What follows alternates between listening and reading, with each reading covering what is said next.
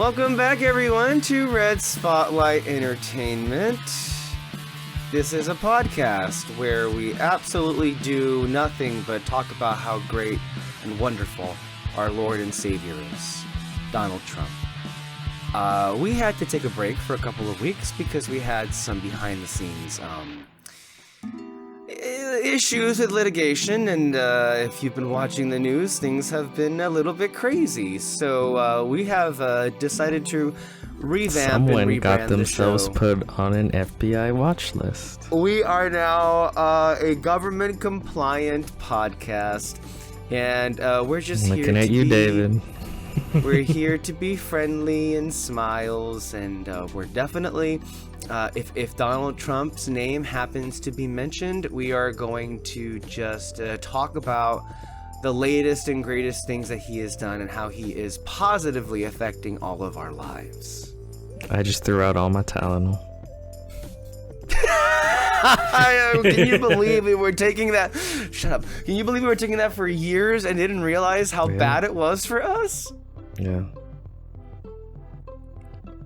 Yeah, I will guys. never take Tylenol during pregnancy.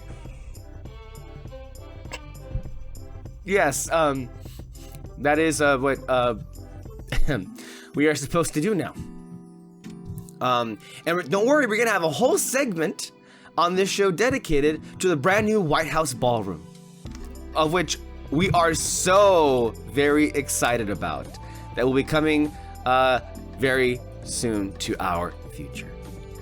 I'm Alexis, and I'm joined today by Peter and David here, my very good friends, brothers in arms in the fight against the woke and cancel culture. And Hear, nothing hear. but free speech righteous warriors on this show, combating against the evil leftist goblins that just want to eat babies and destroy everything about masculinity. Better And, dead than red. And our podcast here is dedicated to those who whose words have forever been silenced due to the insanity of the evil of men's hearts. It has been a crazy couple of weeks. This is, of course, Red Spotlight, the podcast that brings you everything coming out of the world of movies and more. And yes, we have been away a little bit. There's a lot that has happened. Today on Red Spotlight 515, we were hoping, and I think we still are, unless we get pulled or yanked off if we say apparently something insensitive, which there is a strong chance that happens fairly soon at some point. From one individual. The idea is that today we're going to bring to you something of a theme for our show.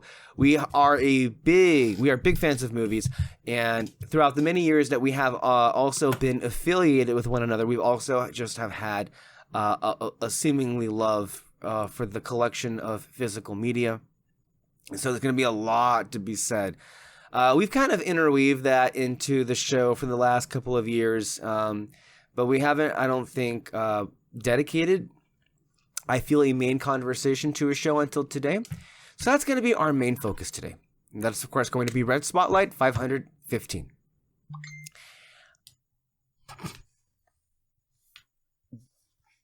Sorry, was that for me? I can never be sure these days. No, that for the first time, that one was mine. Okay. I just want to make sure. I can't tell anymore what's going on. I can't believe I'm being as unprofessional as the hostess with the mostest. This is no such. There's no such thing as unprofessional. Not if you do the best you can. Yes, a lot that has happened these last couple of weeks. There's just really too much to say about, where things are and where things going.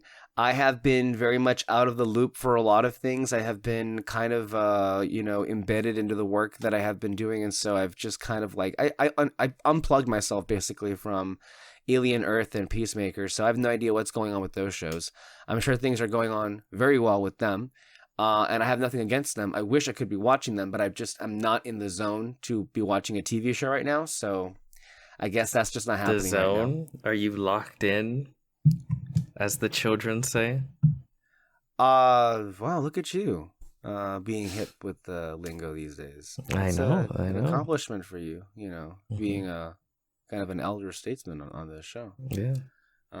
So that is interesting. But September is a really interesting month for movies. The last couple of weeks, yes, for it comes usually, we get to hear a lot about what we're going to be seeing these next couple of weeks and months about, these big names, these big titles. Films are now coming out of the festival circuit. The first phase of the awards are happening, and you will be happy to know I don't have any long spiel about what is up and what is down, because for the first time in many, many years, I am not at all plugged in to what is going on with the awards. I don't know. The only thing I know about is that there is a new Paul Thomas Anderson movie. We will be watching it very soon, and it is being praised. No, he won't, but I assume he will be at some point. Because he cares about his family. Right, this is the only movie that I am aware of that has garnered such a visceral response, and I'm sure it'll play well with voters. I doubt it'll win anything, because usually the best great movies get sidelined by something else that ends up, catching their fancy. So I don't know. Say Del Toro's Frankenstein, maybe. They like him every once in a while. I could see that being included, but I think I don't think it'll win. My main point was that people were already kind of declaring that PTA's new movie is going to be the automatic winner, and I'm like, I don't know. It just feels like that would be too good to be true. I would rather like to see it to believe it. That's just I don't think, with me. So yeah. I gotta tell you, I mean, if the movie's great, hopefully you don't like it. See, that's why I'm not really caring right now, because I feel like, why am I gonna devote so much of my time and energy and do something that is dedicated to punching me in the face? This year I'm just not in the mood for it, and I'm kind of I'm finding other outlets to, I think, kind of satiate that. Thankfully, this year has really picked up in terms of really nice physical media releases, so that's where I most primarily am concerned with. Before we move on to that, I will say that's the advice I've given you, I think, since I've known you. So, that eye roll doesn't change the past. I don't understand why we are at all in a point that would want to change the past about anything. Okay. See, talking about anything with you can be so infuriating, because you say these things as if they only just now occurred to me. I know. But is it wrong to be clear, to want no, and I want to be clear. I am not saying that I'm not going to be involved, or I'm not going to be reading about what's going on with awards. I'm just not there yet. I'm not interested in starting it all over again just yet. I just feel like when you're ready to be mad, this most recent year was already so, I think, just kind of weird and confusing to me.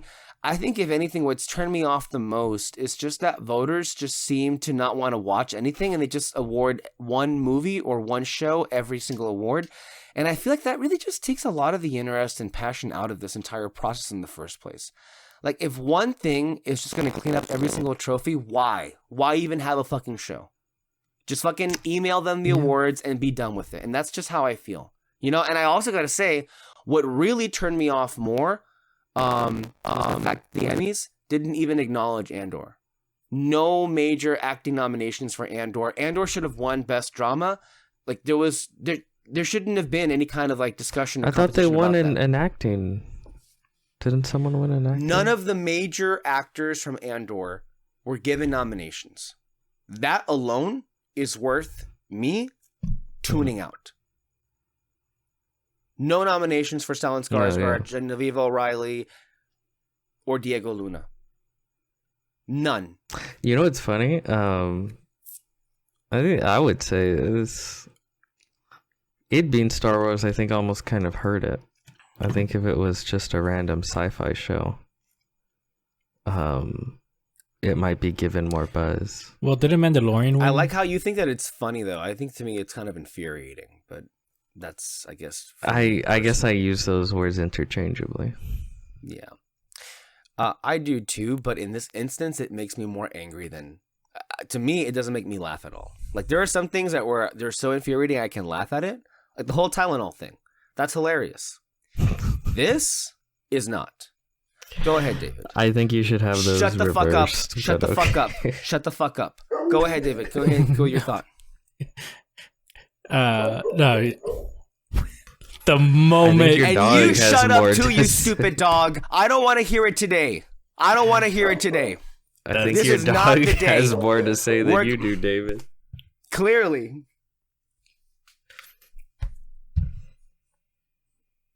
Okay, so you see?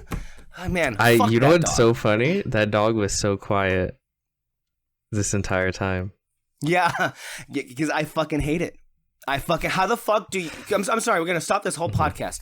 Who agrees to caretake a dog to have it chained at the front and chained at the back? Like, it is just so ridiculous to me. And of course, this would happen to me. This would happen. You mean, don't you think I'm tired enough to get here and talk? I've talked for a living the whole day. Then to come in and do a podcast, then to have a stupid dog bark whenever I speak.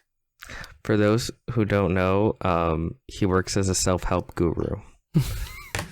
He does seminars all day. Anyway, what I was gonna say is, didn't Mandalorian win some awards and some other?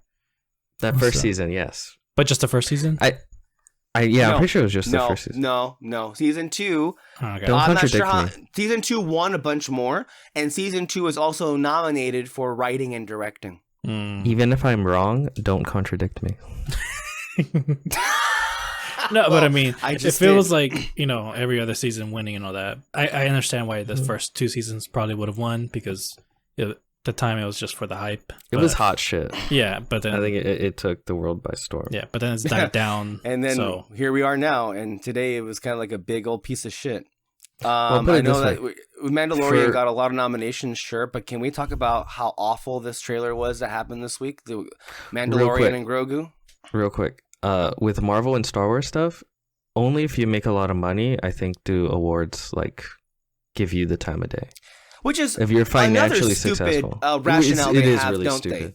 they? Yeah, I think it's because been look at like stupid the entire Furiosa time. and stuff like that. Yeah, it's like, to me, it's just... That's why I said Andor being Star Wars kind of hurt And it then, because but that goddamn metric, though, it's like, doesn't box office mean it's popular? But Mhm. wait a minute, Andor ended up being the most streamed show in its finale. Doesn't that, by definition, mean that it's popular? To me, what is so stupid about the whole box office metric, beside the whole premise of it, it's just weird. For certain instances, oh, that must mean you're popular. But for other instances, Chris Van who? I don't think Succession ever had a big audience, but they fucking adored it, right?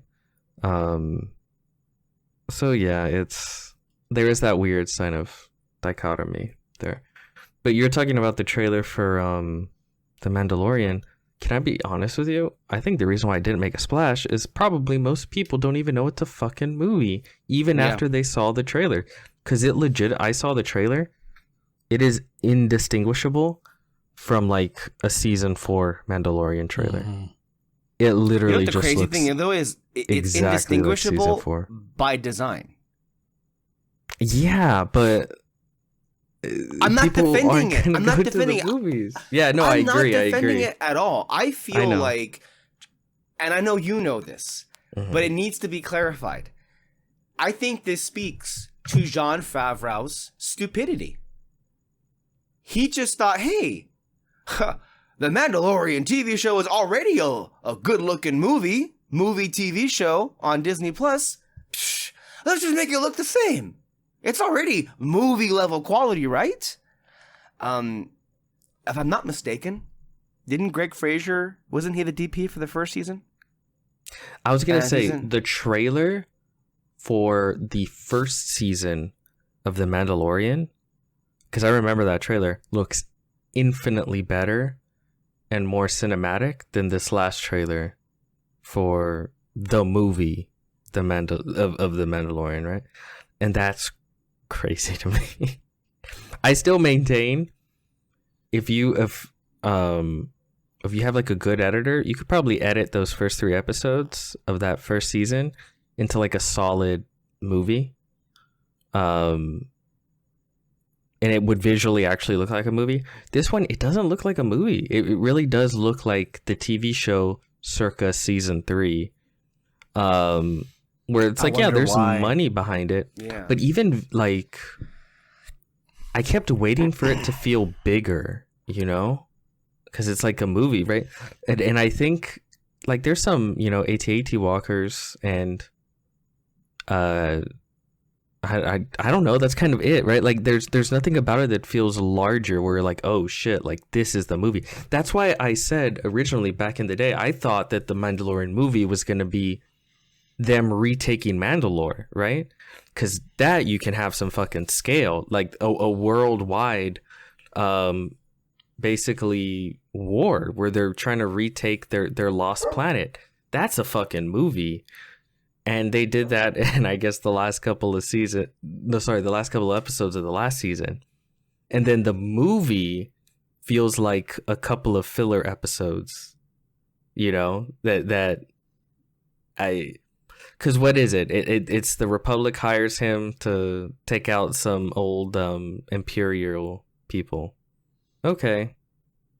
That's like episode 4 of any random Mandalorian season. Like, That's what sucks about this movie too. It's just like there's nowhere else to go. Like you got Grogu, you kind of found peace with the Mandalorians.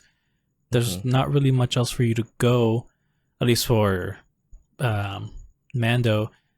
Maybe something with Grogu, but he's still just a freaking baby. Like, so he's because of the, what do you call it? Because of his species they picked, he's never gonna be more than that, you know? Yeah. Unless they flash forward 500 years. That's the thing. And then... yeah, go ahead. The only thing I'm curious about is, you know, we've been complaining for most of these shows, not just Star Wars, but with Marvel, is that they're taking a movie idea and making it into a show, and that hasn't been working out for them. I'm kind of curious what's going to happen with this one, since now it's like, you know, it's an actual movie. They keep inverting it because they're taking what should be movies and making them TV shows, and they're taking what should be TV shows. David. It's called Moana 2. Make them movie. That's it's called Lilo and Stitch.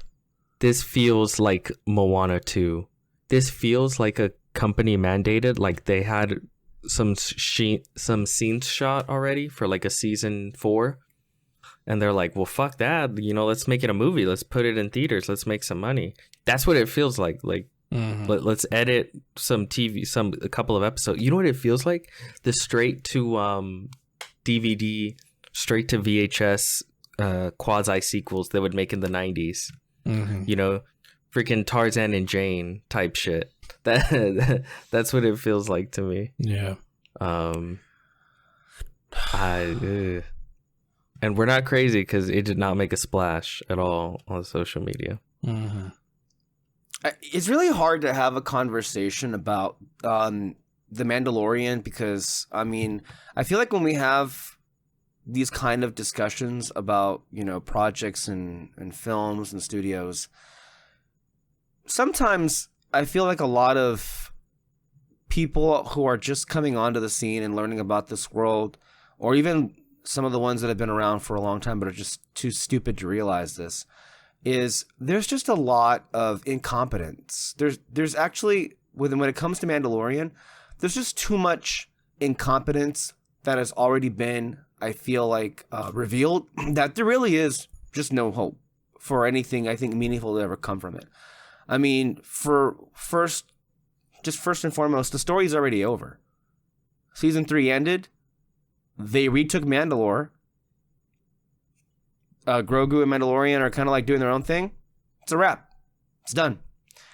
Other thing is... it's that weird thing where like the most important part of the story has already been told. So now they're kind of just running their feet. And by the way, to be clear, it wasn't good. No. Like, it wasn't good the way that they handled it. None of it was good at all, to be very clear, and it looked even worse.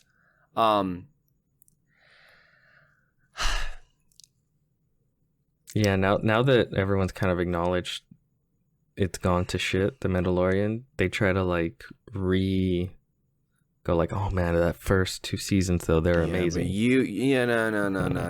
You can go to hell with that shit. I mean, we lived through those days, and they were honestly kind of some of the most insufferable things to experience. It was just the way that people were droning on about how this was the best thing ever made. Mm-hmm.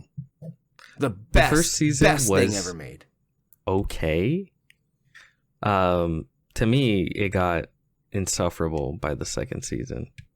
That's when they went full Filoni with all the characters and just like abandoned really the pitch of the initial idea of The Mandalorian, right? Remember, it was supposed to be like the seedy underbelly type shit. Yeah, but of course that wasn't what they were going to do. I just feel like ultimately, when it comes to where we are right now with the legacy of Mando, I think that we've kind of been vindicated, and I feel like it really has. I think it speaks a lot to how much less of a brand Disney seems to value Mandalorian, that they pretty much just like, you know what? Nah, we don't need a 4th season. Let's go ahead and just make it into a movie, which I'm curious to see what they end up incorporating. But I guess based on that trailer, it's just going to be an extended episode, and that's just going to be what it is. I just feel like, separate from Star Wars, which I'm very glad that at least now in 2025, there are a few more people who are beginning to call out just the oversaturation of over-the-top, ugly-ass, boring-ass, flat-ass looking blockbuster movies. I was so glad to see a lot of people who were reacting to the trailer just say, wow, this is supposed to be Star Wars' big return to theaters? Like, just nothing interesting going on from a visual standpoint, just to begin with. But if we're going to go ahead and take a step back and just look at overall, I mean, you kind of already mentioned it, but I mean, Disney in these last 2 years, when Bob Iger came back, was like, we kind of invested too many things into Disney Plus. It turns out it made no money, even though Bob Iger, was the one that didn't just drag my company, but the entire industry into a black hole, an empty, vast money pit that you'll never get anything back. So his bright idea was, well, we already have all these that are in production. Why don't we just yoink and rework them, repackage them, rebrand them into actual quote unquote films, put them out in theaters. And here's the weird dichotomy, and you tell me if you feel differently about this. It has been tremendously successful from a monetary standpoint, which is the bottom line, which is the whole point why they did this. Moana 2 and Lilo and Stitch each made $1 billion. Both, at one point, were just supposed to be straight to Disney Plus projects where they would have been forgotten about before the weekend even ended. Now they made so much money, and they're these big behemoths when it comes to how successful they were. And then, of course, here comes Mandalorian and Grogu. I'm not sure it'll make $1 billion. Maybe it will. Who knows? I kind of doubt it at this point, considering the lack of enthusiasm. But I think it still ultimately will be successful, considering that it's Star Wars. But I wonder that if it's having the effect that perhaps we all felt it would have, which is, sure, you're making the dollar signs off of these really cheap, like crapped out projects.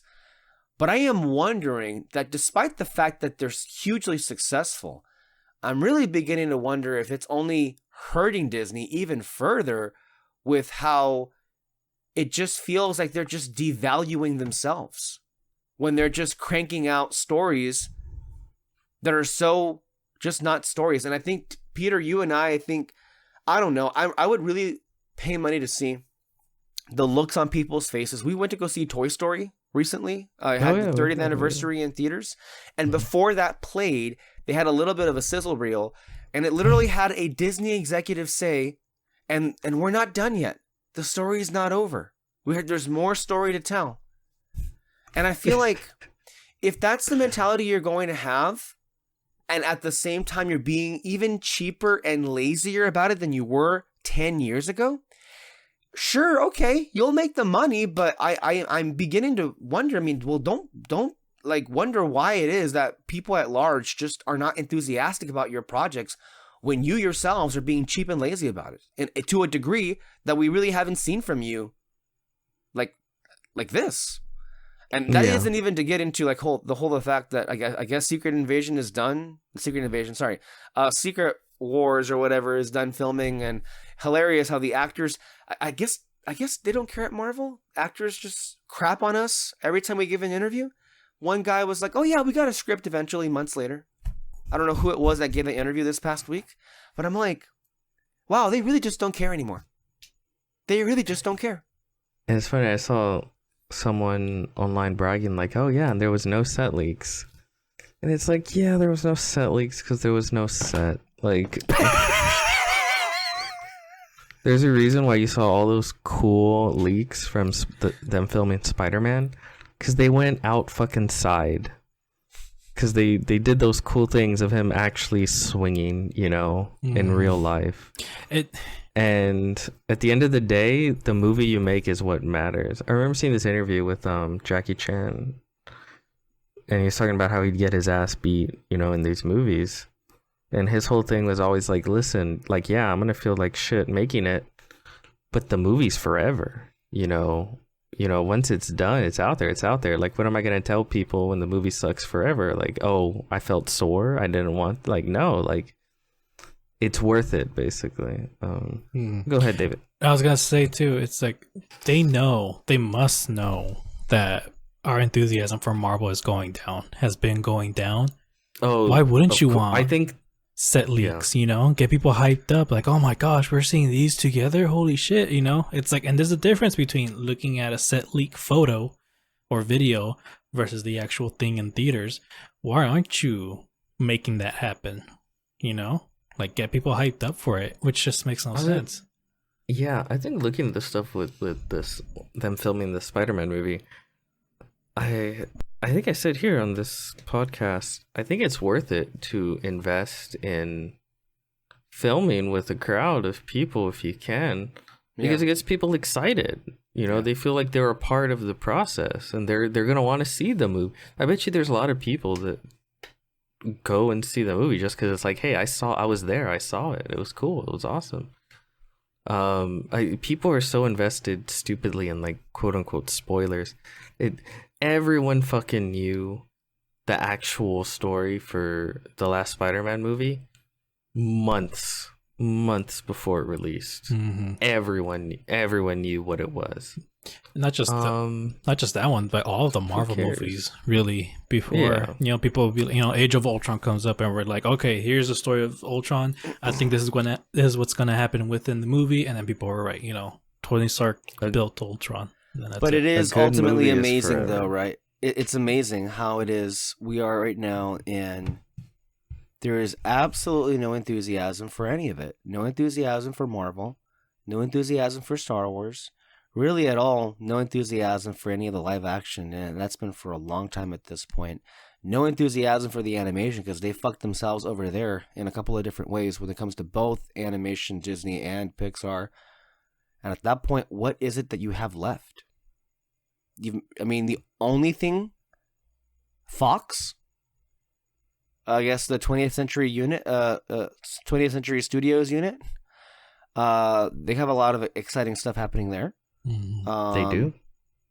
And I guess whatever they release through Searchlight, but obviously that's not really, Disney executives are not really micromanaging that as much as they are with the other bigger ones. And I just feel it kind of speaks to just a really talented level of incompetence that we have just like been led to this point where look at the billions upon billions of dollars that you spent to acquire these properties, and you've really just, for various different reasons, some the same reasons, just completely run them into the ground. Completely run them into the ground. Well, you know what it is? I do think it's because they bought Marvel and they bought Star Wars because well, you don't even have to do something as recent as that. Fucking Pixar. All these companies they bought because they were failing in their own right to make these movies. Disney animation, you know, in the 90s and especially in the 2000s, mostly the 2000s, just fell apart and they sucked. But Pixar was fucking killing it. So what do? They gobble up Pixar. And then they kind of fuck up Pixar. And then the same, you know, they were having a hell of a hard time trying to bring in boys, right? Like young boys into their business, into attracting them with films and TV shows and stuff like that. That's why they did shit like Disney XD, we're fucking skaters and shit like that. They threw a lot of movies out there trying to get into Tron that market. Legacy, John Carter, namely among a few. Oh yeah, that's just a handful. There were so many other attempts that they just failed at.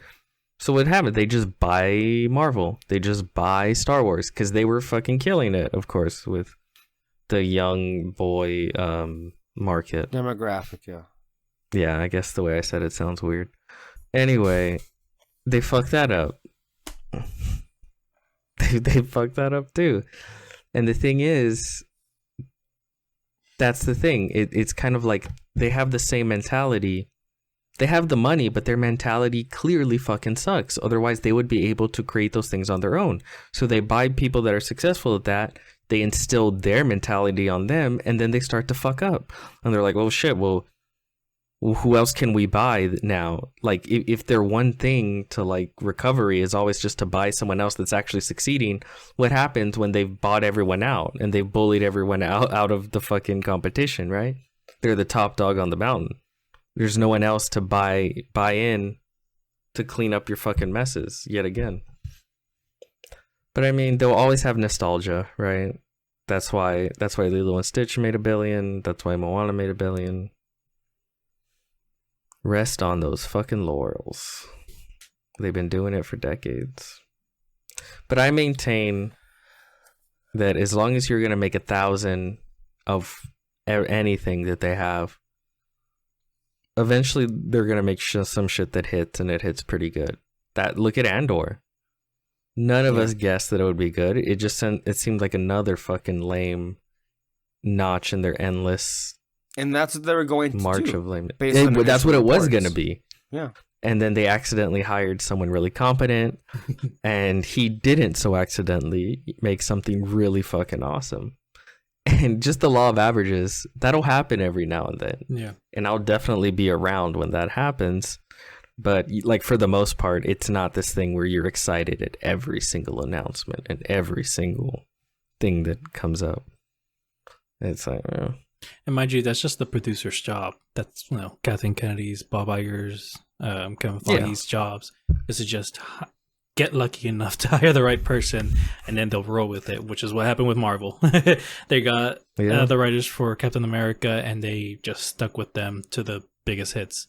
They had Josh Whedon in the beginning, and he helped out a lot, but even he couldn't handle the how they were working, and the other thing with him. But other than that, Joss Whedon was a great fucking hire. Like, I think what's his name? He would actually do a lot better hires back in the day. Mm-hmm. Because James Gunn, Joss Whedon, those are genuinely great hires for these films. And I don't know, like he's just hired not creatives. Capable of that. He doesn't hire creatives anymore. He just hires really yes men. Doesn't like. Yeah, because even though they were kind of small potatoes, they did have names, right? Like they more than put in their dues, and like James Gunn and Joss Whedon, they were enough of a name where you're like, okay, like they're definitely ready for something this big. Like they've been at that line for a minute now. He doesn't really hire anyone like that anymore. I can't think of the last person where it's like, whoa. Even Ryan fucking Coogler for like Black Panther, like those are great fucking hires. I'm trying to think who's the last director that he kind of did that with. Probably the Eternals is the closest thing, Chloe but she was Zhao. still she was still honestly, fairly yeah. new to. I mean, at the very least, she got like fairly Yeah. popular recently, and that was like the last time that you got someone creative But to what's do the work. The only person in the entire MCU to get final director cut control.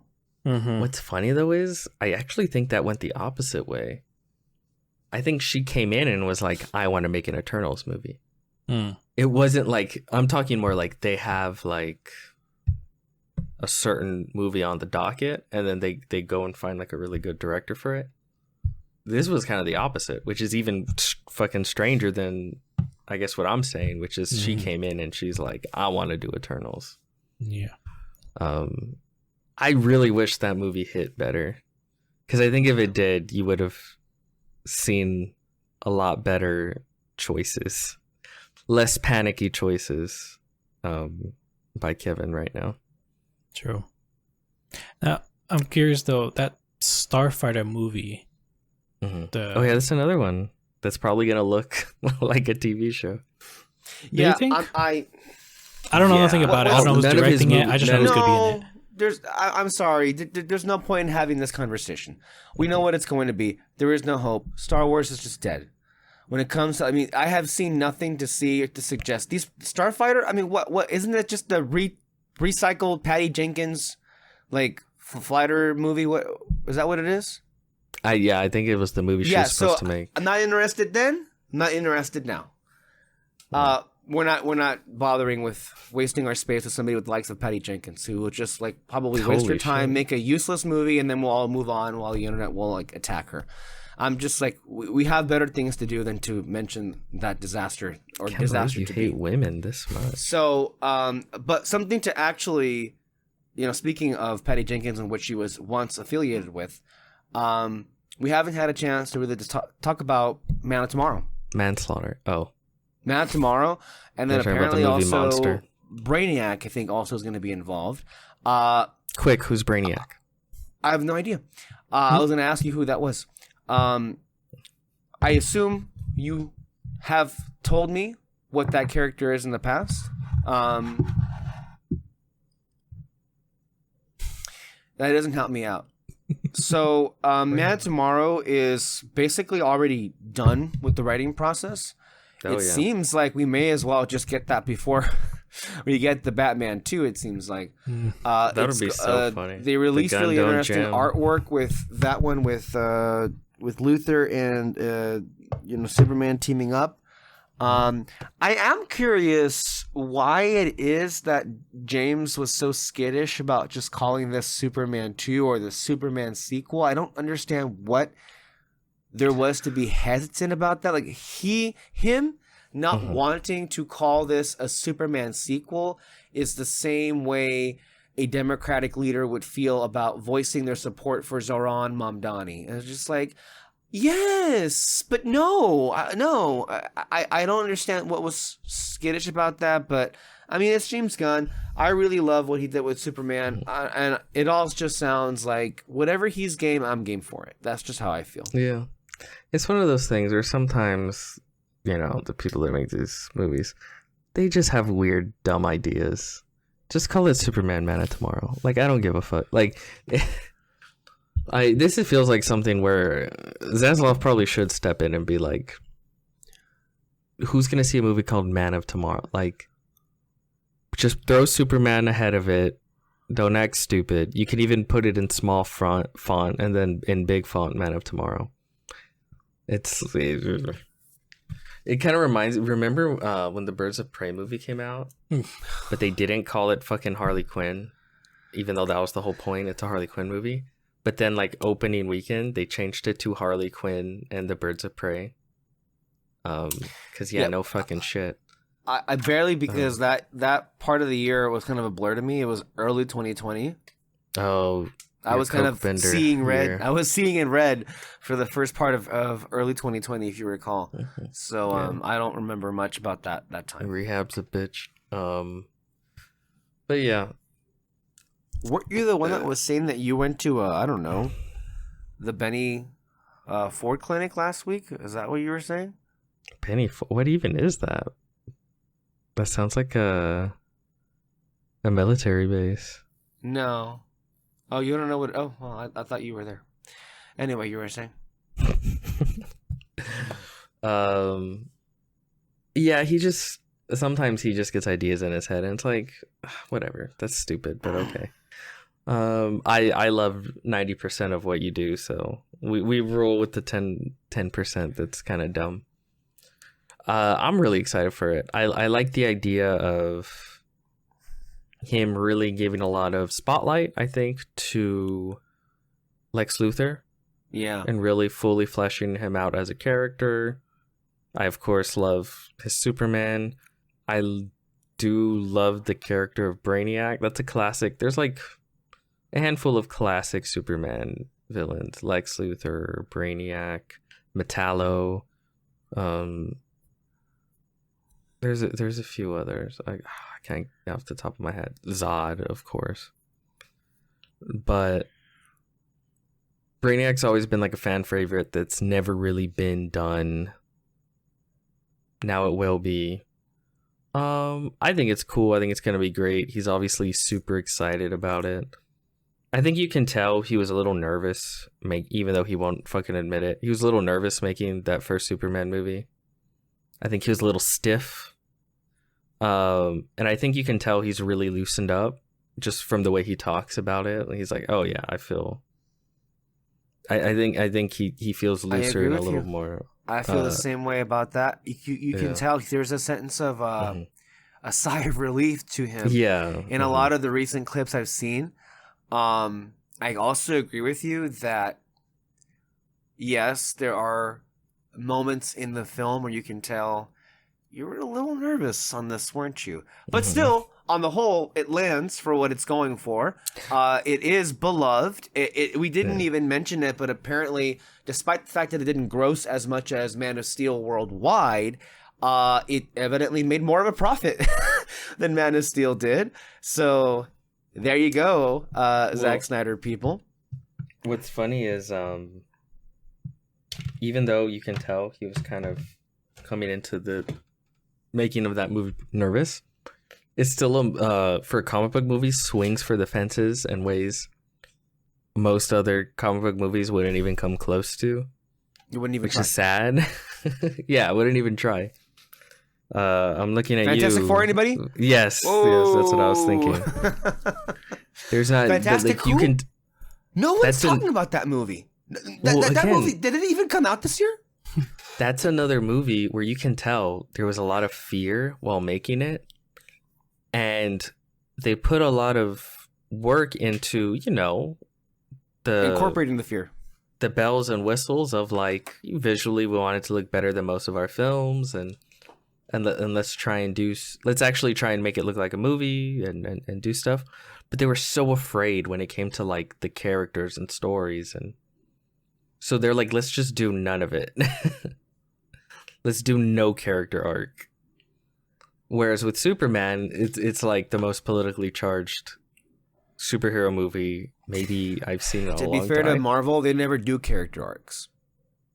Well, yeah, because then that would force you to do anything with the character. Right. And we can't have that. At least there is the prospect of whatever James Gunn does to be exciting for the future. Yeah. Not to bring things down, but I guess after the fake merger Ponzi scheme that David Zaslav pulled over the government, of course the government already knew, and how we talked previously how they were going to split up Discovery and WB back into their own entities.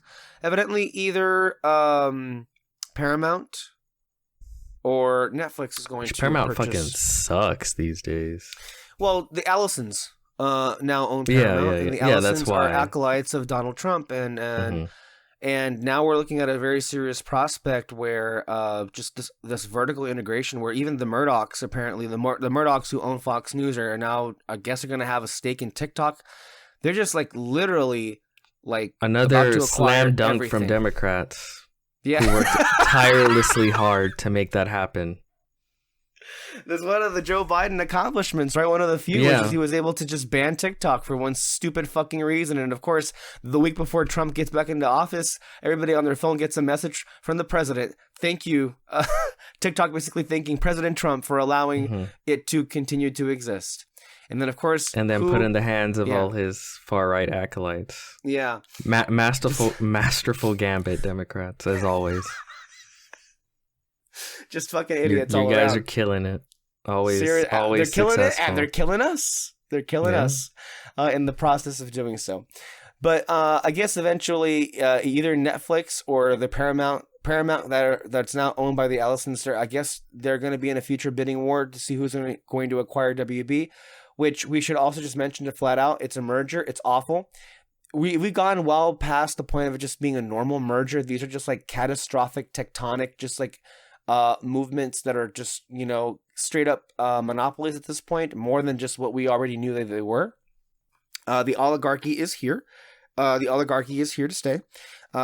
Tens of thousands of people's livelihoods are going to be destroyed because of this.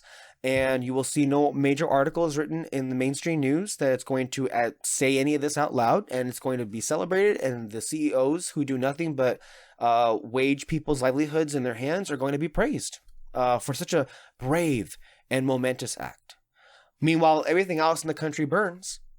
Did you hear, by the way, I saw today on national news that the former presidential candidate, the former vice president, went on TV and said that she is surprised about the capitulation from law firms and companies and businesses that have just she was like, they were supposed to be the guardrails of democracy. Yeah, no shit. They don't care. Your party is supposed to be the guardrails of democracy. Where did you go? Why is it that nothing is ever on you? Nothing is ever on you. You guys can't do anything. Nothing. Businesses exist to make money. They don't care what government, whether liberal democracy or fascist dictatorship or monarchy or whatever the fuck. Whatever keeps the money flowing in. They will turn on a dime on anyone and anything. It is about the bottom line. The idea that they were part of the institutions that would keep anything in fucking check is astounding. Speaking of, what should we even say about the whole Jimmy Kimmel situation? Yeah, who cares? It's over. Anyway, buying movies, that's fun. Oh, what do you mean it's over? Like, from what standpoint? Like, you said it's the over. Country, democracy. Well, over. yeah. There's just going to be continuous grand erosion after grand erosion. And then before you realize it, it's like, oh, everything that kind of, even in a fake way, held up the country with their bullshit norms is just not going to be there. It's just gone. And no one's going to care. And that's what it is. Yeah, I got to tell you, it's I feel like twice this last week I saw separate news reports of self-described Trump voters going to town halls or going to interviews saying how angry they are about the policies of the person they voted for. And in both of those separate newscasts, both of those individuals who were, being furious, they were described as having voted for Trump 3 times. Yeah. And I bet you if you they'll do it again.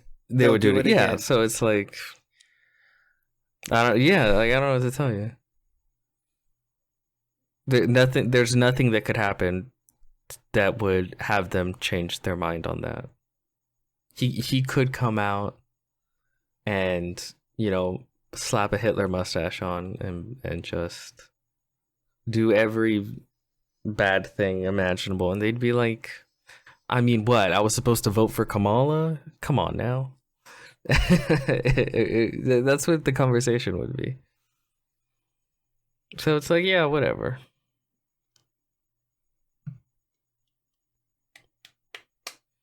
Yeah.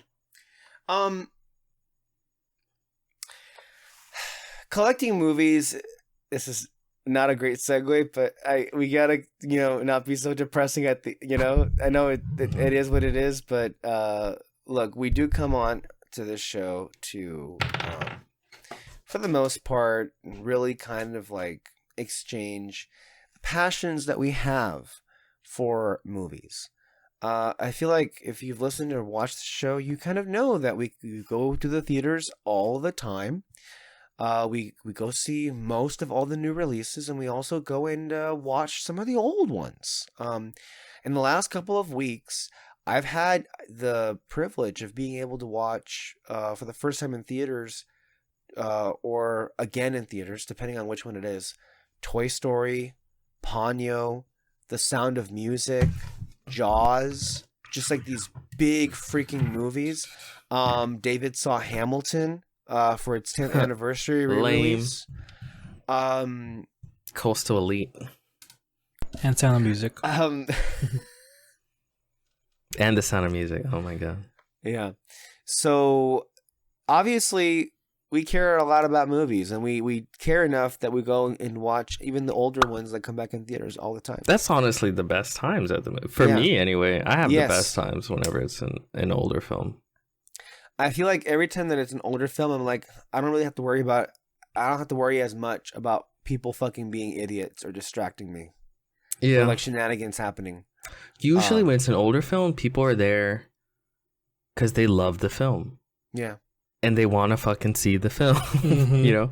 Even where we live, where it's like, we'll get some crazy fucking audiences sometimes. We have.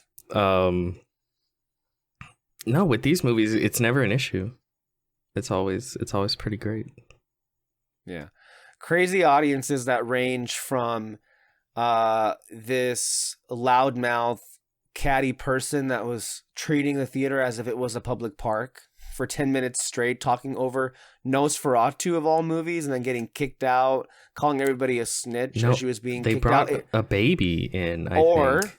It ranges to bringing... Wait, who brought a baby?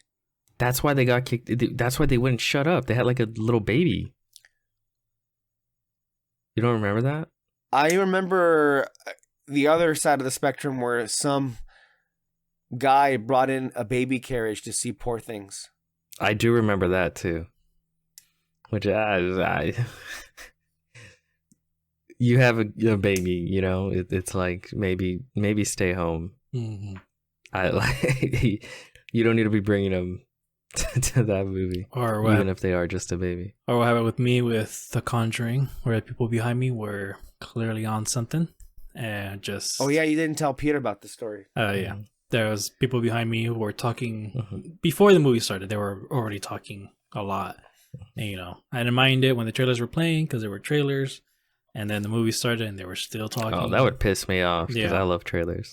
I mean, I don't mind it. And then they were trying to be as quiet as they can be. Again, they were on something. It's funny how you love trailers, Peter, but yet they don't seem to love you. At least when they play here in the valley where we live. That's true.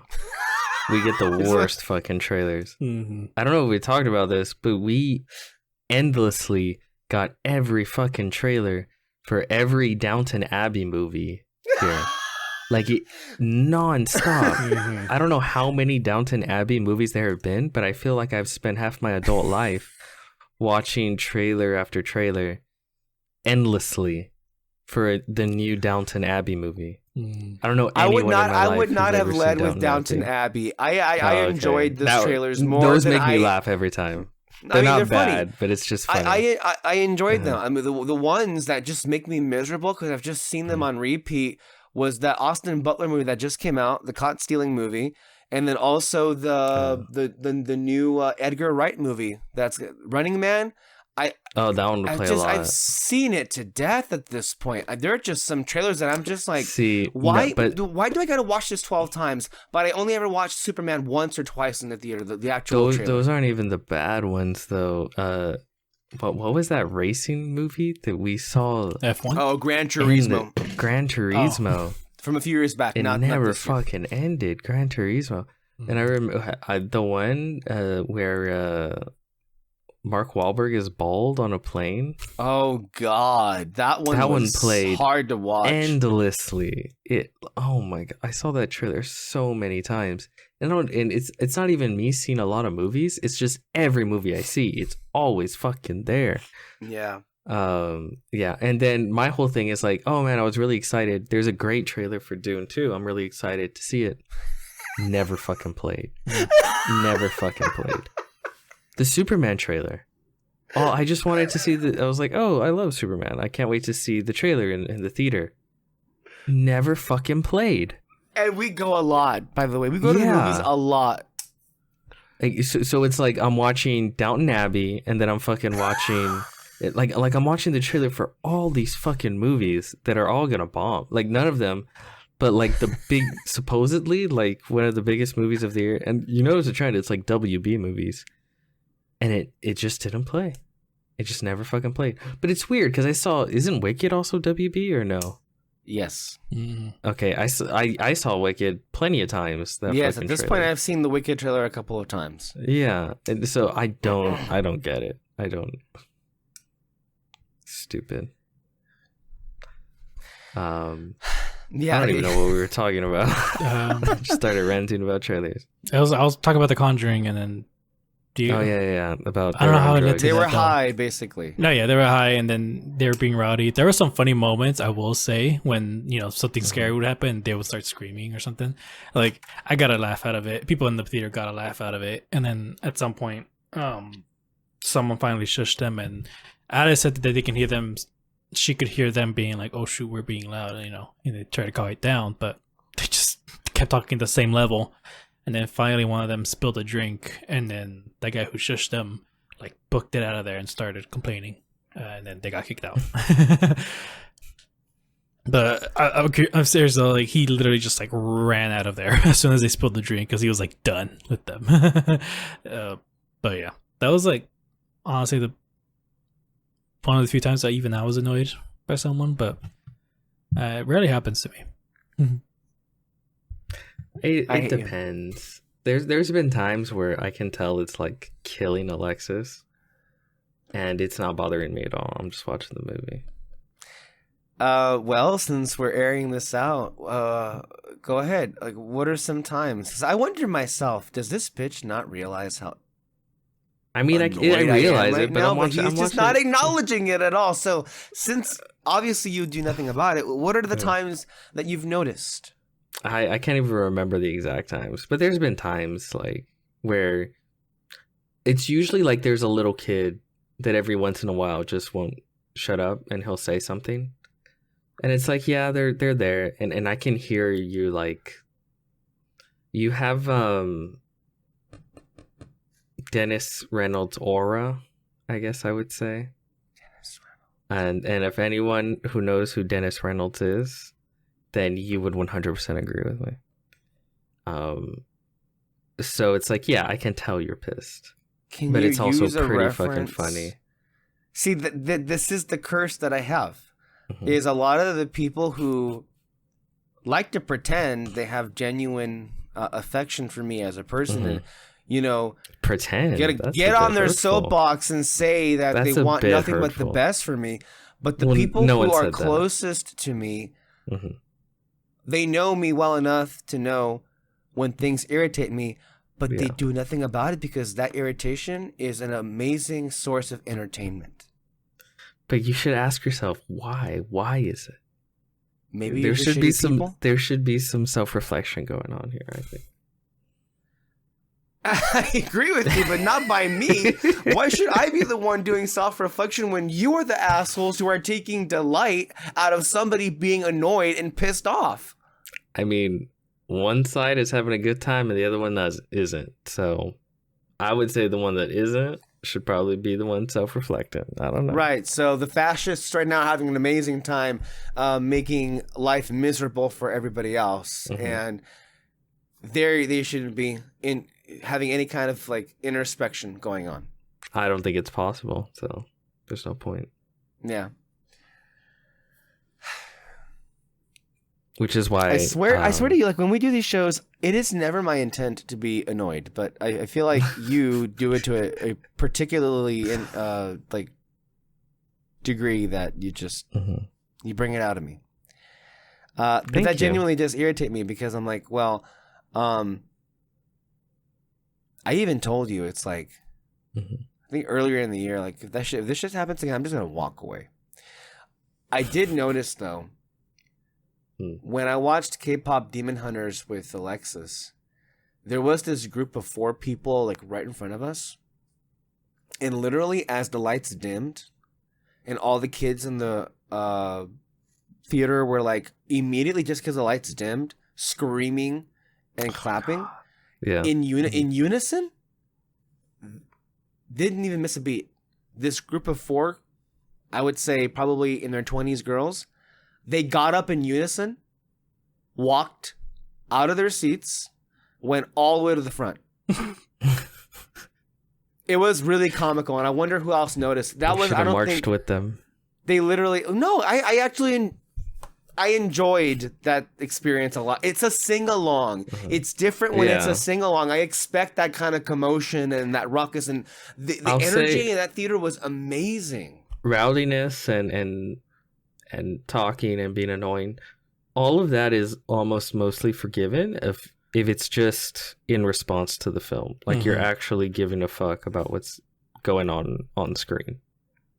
A lot of that is forgiven. What's worse is when it's just like a kid that's like throwing a tantrum or people on their phone. A kid that's just too young to even understand. Like, you mentioned that kid, right? Like the one that sat right behind me. They usually always sit right behind me. But that that when we went to go see Superman here in the Valley, it was like, is that Superman? Is that Superman? Is that Superman? I think it was like 3. And then also, this one's always the worst. It's the group of teenagers that are not going to pay attention to once the entire time. They're just giggling and in their own world. You tell me, which is fine, but just you tell me. I was surprised. I didn't hear them be as loud as I think they could have been. Last week we saw Toy Story. We had a group like that, like obnoxiously like intrude. Like the movie already began. We're like 10 minutes in, and then they literally announce them. Too, They come late, and like they literally run up the stairs. They don't walk, they run up the stairs in like this booming, obnoxious way. And automatically you're like, here we go. But I guess they actually were watching the movie. Which is cool. That's what you should be there to do. But oftentimes a lot of people are just like they just bring their own fucking shenanigans that are just like so fucking random and weird. I think the worst thing I ever heard was Nettie. She told me that she went to go see the Batman a few years ago. This is, by the way, she doesn't watch movies in theaters hardly ever because she always has like bad experiences where she goes. So with the Batman, she was there with 2 friends, and they were sandwiched in between 3 different groups at different sides. Not in the same row, but in different rows. But like, just imagine they were sitting in the center of the theater, and then we had like 3 like groups surrounding them in a triangle. 2 of those groups apparently were smoking in the theater. See, that would piss me off. Smoking weed, by the way. It's less bad, but still. They're just full on smoking, drinking, being loud and rowdy. And this is the Batman. See, are they like smoking, or are they just hitting the pen? I think it was. I don't know. I was not there, but it sounded distracting enough. Kids love those fucking pens. Yeah, no. So I know this kind of devolved into a rant on bad theater experiences, but my overall point was, for as long as that we have known each other, one of the actual other things that we had in common was not just like loving movies, watching movies, talking about movies, but also collecting movies. And I think it turned out that as we were getting to know each other, we had always just been collectors of some kind. I, for one, was obsessed with like Disney, Walt Disney, Disneyland, Disney animated movies from a very early age. Disney adult. And we're talking about me as a child, by the way.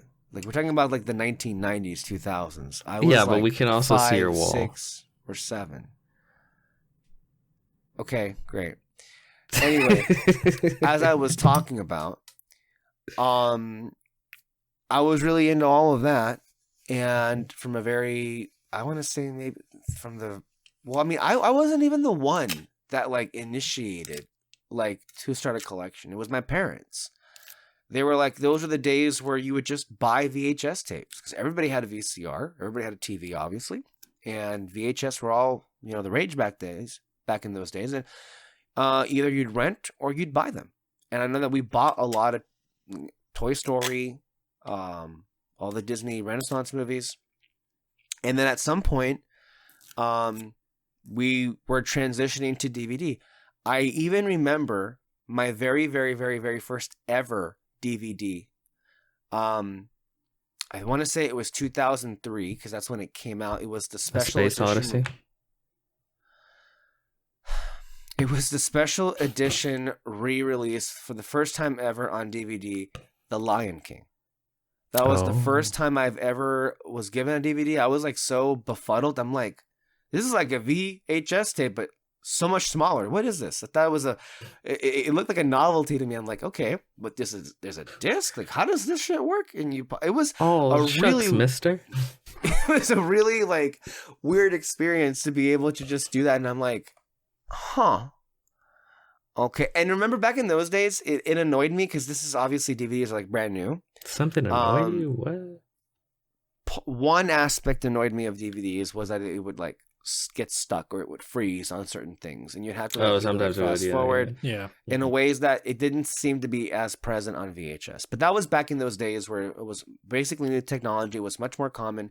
Obviously, throughout the decades, that has like not really been much of an issue at all anymore. So that was just one thing I noticed. But from that point on, I would like be just consistently collecting like DVDs of mostly just Disney stuff. I don't really think. Here's the thing, like with me, I would basically only watch like animated movies in general, or just Disney movies religiously for like all the way up until like 2011, 2012. It wasn't until 2012 where I was like, that was like the year of exploration. It was kind of like the period of enlightenment for me, where I was like awakening. Basically I was stepping into different kinds of movies, and I'm things. like, oh, this is interesting, and I had never thought of a movie could be like this before. So that was like the very first year. I know the movies that forever changed my life in that year and it ended up like introducing me to the Oscars, so I guess that also was like a curse too. So it's like Argo, Django Unchained, Silver Linings Playbook, Life of Pi, Lincoln, Les Mis, all those movies. That was not that year. That was later on. I'm talking about 2012 was the year that all those movies came out, and that's where I'm like, oh. And of course, The Avengers came out that year as well. 21 Jump Street also came out that year. So it's like a lot of different movies where I'm like, you know what? Okay. I think I might actually like movies more than I thought I did, and I think I might be able to talk more about them. At that same time, Marvel was coming up. That was piquing my curiosity. We knew that Star Wars was coming back. And around that time, 2012, 2013, a little known thing called AMC Movie Talk was beginning, and that also kind of caught my imagination too, and it kind of like brought me into this whole new world talking about movies. But in the 2000s, I really missed out on a lot of the classics that people like think about these days. So much so that just this week, for the first time in my life, I saw this movie provided to me by Peter Martinez. I have. Oh, you did see it? Yeah, this was a film that was released in 2007. Is There Will Be Blood. It's a PTA, Paul Thomas Anderson classic movie at this point. Evidently, listening to the Big Picture podcast, this went up head to head with No Country for Old Men, which I know about, have known about it, have not seen it, obviously. Coen Brothers. I also own it. And I should see that one too, and I probably will. But just hearing about those two gigantic movies going up against each other, and then even in some, I guess, weeks they were also filming near each other, which was weird too. But like even hearing that podcast, how all these years later, it seems like while both films are still beloved, it's one of those things where like There Will Be Blood seems to be the film that I guess people wish actually had won instead of No Country for Old Men, which is really interesting. But this kind of movie, I would never in a million years venture out to go see, much less appreciate. Back in those days. I was into like weird, like different kind of things. Like you can throw on. There was this movie that I think Jackie Chan and Jet Li did called The Forbidden Kingdom back in 2009 or whatever. That was like okay, Where there was a monkey, yes. Mm-hmm. Yeah, that was interesting, and I was like okay, like I would just see random shit at that point or whatever. Like my parents would want to go see. But I was usually the one that was calling the shots when it came to like okay, what do I want to own? And I was a big Disney freak back then. It's like Pirates of the Caribbean was a big thing for us. Those first 3 Pirates films when they came out. But there's just this joy about owning a movie you really like and holding it in your hands. And that feeling still is the same. Although it has, as I've been talking about with our good friend here, Peter, these last couple of weeks and years, yes, it has evolved throughout these last couple of years. I mean, it has really kind of changed. But lately, I am kind of dipping my toes back into that scene. I retreated from this world because I was very much depressed about... You name it. Yeah, basically, right? I mean, I was trying to say one thing and then I'm like, all at once, like 50 things came to mind about what I'm depressed about. By the way, I don't know if I should reveal this, but Alexis and I, we have our secret chats on TikTok. Oh, I guess. And okay. Mm-hmm. We have our secret DMs on TikTok, and we're talking about, she sends me a whole bunch of videos, and she was talking about how she saw Captain Von Trapp Underpants? in a very different light. Captain Von Trapp from Sound of Music. from The Sound of Music. She saw him in a different light, seeing him again, seeing the movie again, in context to the era that we're currently living in. And I think you heard me, but one of the things that just like stopped me dead in my tracks and made me feel like, oh man, I don't think I've ever had been called out exactly how I feel. But there was a scene in the movie where the Baroness is like, they're outside that beautiful like garden area, and she asks him, "Where are you?" And he's very much deep in thought, and he's like, "In a world that's disappearing, I'm afraid." And there are a lot of things that have been disappearing, and our world has been changing as we have been growing older. And one of the things that has disappeared is just, well, first of all, the culture in movies has changed dramatically. A lot less people, I think, care about movies these days. I mean, there's a good chunk that do still. It's definitely more niche, and I think general audiences. But it used to be the number one place for entertainment for everyone. And one of the ways that we've seen it disappear is that these big retailers like Best Buy and Target no longer carry movies. And it used to be, I would be that guy that would go into Target, that would go into Best Buy, that would go into Walmart, and browse through the selection. Oh, it was great. And it went away. Even further back. I was one of those who would go to the video rental stores. Yes. And yes. browse the select. That would be a lot of fun. Yes. I would do that as a child with my family. And then, of course, they went away because Redbox came along and that kind of like ruined everything from that standpoint. At the same time, Netflix is coming along. So that kind of died out. But as I aged into an adult, me doing it on my own and like, I just got this like, this flashback in my mind of like the Target that is nearest by us. And I just had this picture right now. And I was just reminded, even as recently as a couple of years ago, like 2020, 2021, they would have like 3 or 4 rows of movies. They used Now to have it's 3 or 4 nothing. rows. They then dwindled it down to like 1. Now they don't sell 1 goddamn movie. And it is depressing to me. David, I would like to get your thoughts on this. I know that you're maybe making a notation, and I think Peter had to step away for a minute there. No, It's yeah, okay. no. But yeah, lately it's been more positive than it has been negative. But like, it was one of the small like pleasures of my life to be able to go and browse at these sections, and maybe because there was a lot of things that were going on that I just didn't really like want to think about it, but it is kind of painful to just like actually absorb what happened.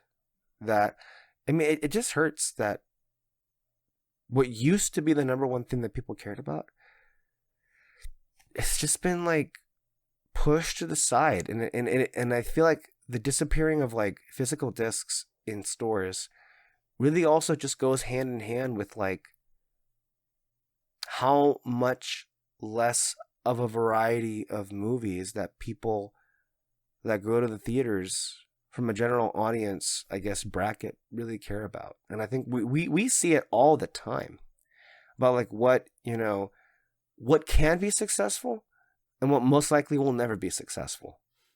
Movies like The Life of Chuck, which never really stood a chance. Yeah. With the environment that we have right now.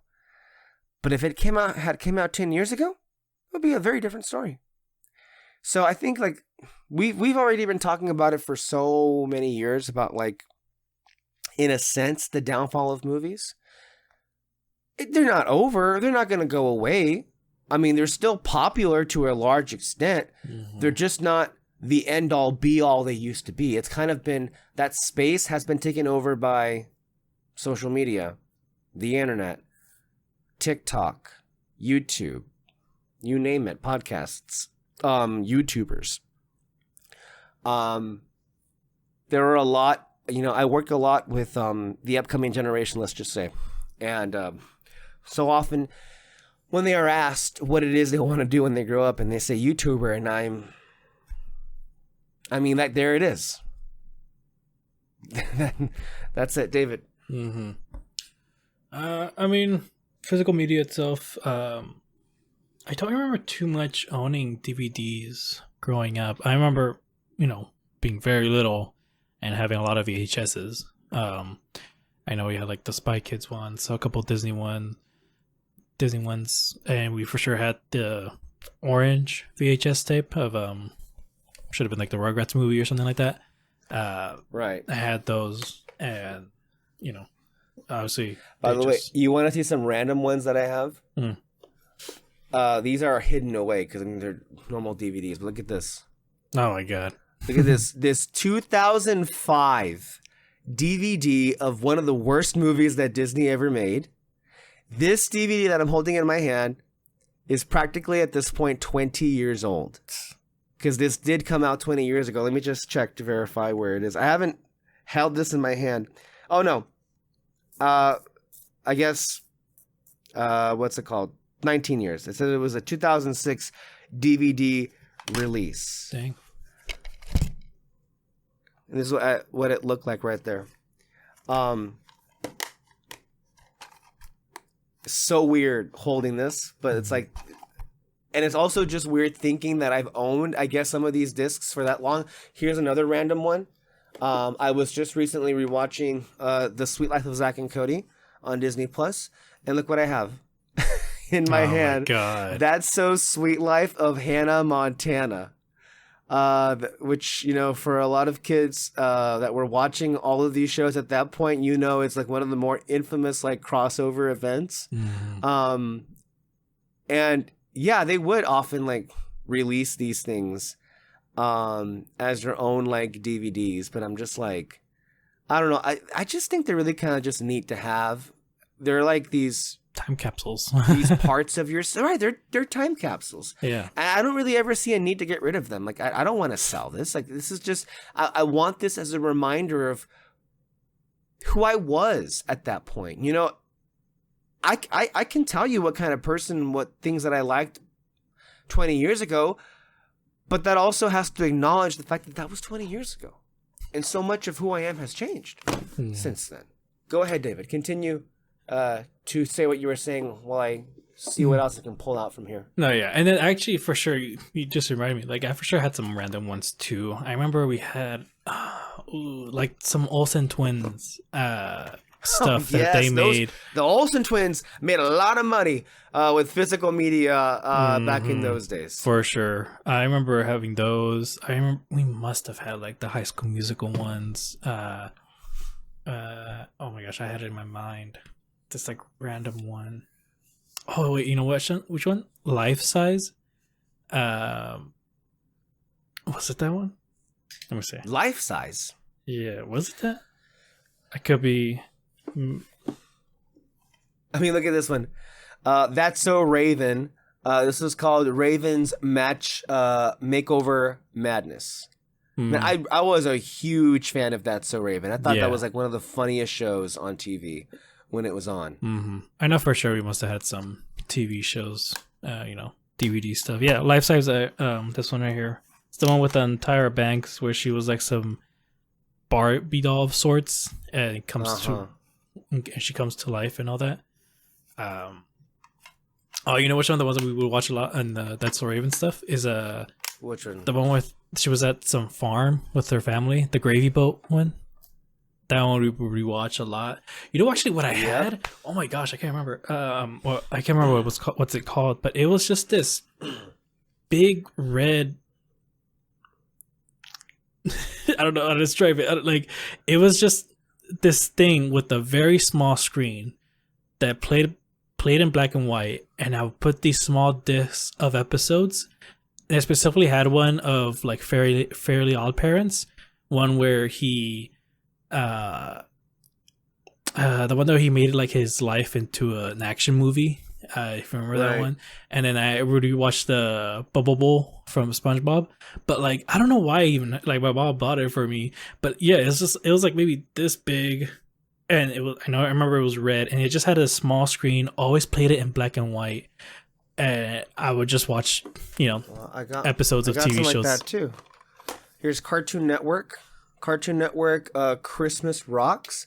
And this has episodes. Let me read it to you. It has episodes from Ed, Edd and Eddy, Dexter's Laboratory, Courage the Cowardly Dog, I Am Weasel, which I haven't thought about that show in decades, and Johnny Bravo. And it also included episodes from the Powerpuff Girls, Grim Adventures of Billy and Mandy, and Codename Kids Next Door. Like, that's like 8 episodes. That's 8 episodes on this disc. And by the way, this is at a time, and you have to understand this, my friends. This was, let me tell you the release date of this like DVD. This says that it was released in the year 2005. This was 20 years ago. I'm holding a 20-year-old DVD in my hand, and you have to understand that this was the closest thing to streaming services that we had as kids. If we to us owning a DVD, and especially DVDs that had episodes of the shows that we loved, this was the only thing we had that was going to get us the feeling of a streaming service, because you would actually get to control and choose what episode of a show you would actually watch. Otherwise, you get stuck watching Cartoon Network, and we're at the mercy of whatever the network chose to play for you. Another one here. I found the thing that I was looking at. I don't know if you. Do you see it? It's called Video Now. Oh yes, I remember that. Yes, I had it. I had this, and I would watch, just episodes of TV shows. The Fairly Odd Parents one, the Bubble Bowl, and I can't remember something. There might have been something else. Another Fairly Odd Parents one, but I can't remember. But yeah, I would watch that for sure. And then, but still, though, we didn't have a big collection. I feel like we had more of a big collection of VHSs than we did on DVDs growing up until, once me and Alice started getting more into movies, obviously. But before that, we didn't have that big of a collection. And I know we knew my uncle, he had a big collection of movies. And I remember one time, My sister and I went on vacation to what is it, Puerto Peñasco, and we asked our uncle. It's like, hey, can I, borrow some of your movies so we can watch it, when we're, at night at the hotel room. And Ale and I think we saw Ferris Bueller's Day Off for the first time. We saw Zoolander. There might have been something else. Actually, I think at that time, Michael Jackson died, and so we for sure saw his funeral too. But yeah, I remember watching Ferris Bueller and Zoolander because of him, because of the DVDs that he owned. So that was fun. And then the most of the times that we would get DVDs is when we went to Video 2000. I mean, so many things. I know we must have seen Terminator 2. Mostly, it was mainly my dad who would pick out, some movies that we would watch. Obviously, there was the newest ones. I kept renting Shark Boy and Lava Girl all the time when that came out. Why wouldn't you? Yeah, it was fun. Even though I believe, I don't know, was it ABC Family or I don't know what network would always show that movie? Like, I think Shark Boy and Lava Girl was one of the movies that they would show a lot. Mm-hmm. I want to say. But, no, I mean, we all had one that we would go back to a lot. Here's another one. I believe also from 2003 or 2004 or 5, whatever it was. Pokemon Advance. This was the 6th season. This has 5 episodes. Nice. Just like, so, again, just holding these, again, after all these years, just brings up a lot of emotions. Oh my God, I just found some more. This is incredible. I haven't held these in a long time. Let's see what this is. This is another one of That's So Raven. I don't know how many episodes watch a never before seen episode. Okay. I don't even know what era this is. Like, okay, this is... And then... yeah, it was really into Disney Channel, obviously, in 2005. Like, I guess, like, really, really into it. I guess my dog got this because it's kind of chewed up. Oh, no. A little bit. Yeah, like, it's like, okay, just the outside. But look at just the quality of the disc cover art. And just that little, like, shiny effect that they would have onto it. Like... You don't get the same feeling out of these things if you just kind of like, you have a remote in your hand and then you just go to the damn like webpage. I mean, there's even more that I can show you here. There was a show from, I think 2010 to 2000, I don't know wherever, but I really loved because it was kind of like, I've talked about how I loved Golden Girls, and they had this show that also featured Betty White in the 2010s called Hot in Cleveland. Also had this, I think I have like 3 seasons on here on DVD. And then I also had like all the seasons of Reba, all the seasons, I think, of 2.5 Men also. Because that like those were great because like they have like 20 plus episodes on these discs. That was a lot of entertainment value. Yeah, actually, that's actually one thing I like about Walmart still. Yes, they still have some movies, but they for sure have television shows like full series discs at line. Except Agents of S.H.I.E.L.D. Except Agents of S.H.I.E.L.D. That's still the one thing that despite, however much we want to talk about its like resurgence and popularity, and there is that out there, that for whatever reason just cannot catch a break. Like if you want to own S.H.I.E.L.D. on disc, you have to like, they only released the first 2 in America. The others, I think, had like European releases. And then the last 2 seasons had only Japanese releases. Yeah, but yet Walmart can't be bothered to like put them all together on just normal DVD. But anyway, it's really cool seeing like the full series television shows at Walmart, especially because there's some that I'm like, someday I'm gonna buy it. But like they're almost $60 to $100 depending on how many seasons there were. But it's like it's always that kind of money. Yeah, and I mean, obviously it's worth it because like it's an entire TV series. right there. So Puffy. Hi Puffy Amiyumi, I think. It You looks remember familiar, this? but I don't think I ever saw it. It's Cartoon Network. I think it was on Mm. around like 2005 or somewhere like that. Again, these were the years that I was just like really into like cartoons, animated stuff Yeah. that was happening. Actually, there's one I just recently got. Let me get it real quick. Sure, go ahead. And I'll try and entertain the audience. Now we have two people from our panel that have just like gone off to go in search of something. But there's a lot of these that I haven't really like had the chance to really pull out and look them over. Here's actually two that are, oh my God, these are in such pristine condition. And I think you can tell that these two I think get a lot of play out of. And one of the things that we're going to bring up when we talk about physical media, and some people happen to like slipcovers. Now, a lot of DVDs didn't really have slipcovers, but these two I think came out right around the time that DVDs were like phasing out and Blu-ray disc was coming in. So I actually have, I gotta say, these may be some of the nicest I own. There is great cover art of these two Disney animated movies. They're DVDs.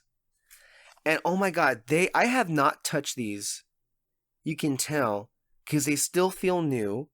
And I think this came out, it says here they were released 2007 and 2008.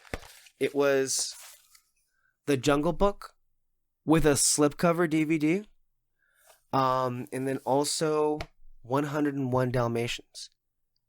So you see how I would just randomly just pick up like Disney movies whenever I would get the chance. These look really good. I'm actually surprised like how good they look. Yeah, those are nice, especially with the shiny And of it. yeah, aren't they like so nice looking? Mm-hmm. And the thing is, not all of the DVDs had slipcovers. I think slipcovers on DVDs are far rarer than they were for Blu-ray discs. Yeah. By the way, for our general main Red Spotlight audience, we have so gone past the point of no return. This may be getting too into the weeds for some of you. Maybe some might enjoy just like this stroll down memory lane. But like if you feel like you're done, we'll see you next week or whenever we see you. But we're gonna go ahead and continue. Go ahead. Yeah. So I got this one because for one thing they took it out HBO Max, and I was so sad about it. I rewatched the show when it was on, and then after we saw Superman, we didn't have any DC content to look at after that. So I was telling Ellie, like, oh, you should watch this one. Like, it's really, really good. It's not Superman, but like, it's fucking fantastic. And she goes, oh, I think they took it out. And I'm like, what the fuck? And so I just looked it up real quick on Amazon and I got it. But this one, Green Lantern, the animated series, it is fantastic. And they took it down from HBO Max? Yeah. Is it anywhere to stream? Probably Amazon. Oh yeah, Amazon Prime. You can, but you have to buy every single episode each. So there it is again. That's ultimately one of the that's one of the strongest reasons. And Peter has been saying this nonstop, and it's kind of fortuitous that he comes back on as we're talking about him. Mm-hmm. But I'm sorry you've never shit in your life. What? Go ahead. I was just saying that I don't know what he said. I don't know what to. I'm gonna move on. Basically, is why you'd want to own physical media is you always have it. Yeah. Yeah. With streaming, it'll be taken away. And David was just talking about how there was a show that he liked on HBO Max that he's holding in his hand. Oh. That specific Green Lantern animated series, but then it was pulled off of HBO Max. So he was like, well, fuck it. I'll buy it myself. And that way I'll own it. Mm. Yeah. Oh, I think, especially because that's so cool. Oh, that's so cool. You were not here, Peter, obviously, but we're going through a lot of like old DVDs that I've had. I was holding some in my hand that I've not touched in like 20 years. I found two really cool Disney DVD releases, and that how many DVDs do you remember having slipcovers? Not many. Just Like a these handful. two. Oh yeah, there was an era where they became kind of a big thing. I think. These two. This was released 2007. This was released 2008. I think this is when they Yeah, were kind of I think like. that's when they were getting a little something. Mhm. That's pretty cool. I remember I didn't care about the casing back then. Not really. I No, cared about not like as owning the Yes. movie. So I had like I remember X-Men, X-Men 2, Spider-Man, Spider-Man 2, The Lord of the Rings. Wait, I was mentioning I had Um, this as a kid. I don't know if you know what it is. Video Now. Oh, yeah, okay. I never owned one, but I remember. I think it was more for like TV episodes, wasn't it? Yeah, I watched. Yeah. Okay. I rewatched the Bubble Bowl so many times, and then rewatched the Fairly Odd Parents episode where Timmy wished that his life was like an action movie. Oh. Yeah, I rewatched those all the time. I think this was that's so the one cool. I wanted to show you. This was my very first ever DVD. Mm. I found it right here. oh 2003, The Lion King. And if you feel it, it is so used. Like we would watch this movie a lot. it's a slut. Okay. I remember I found this one at the. I think they would have a. Back then, you would have a lot more like small mom and pop style kind of like stores where they would have like physical media discs, DVDs. Mhm. Here's a rare one that I found, just Dumbo out of nowhere.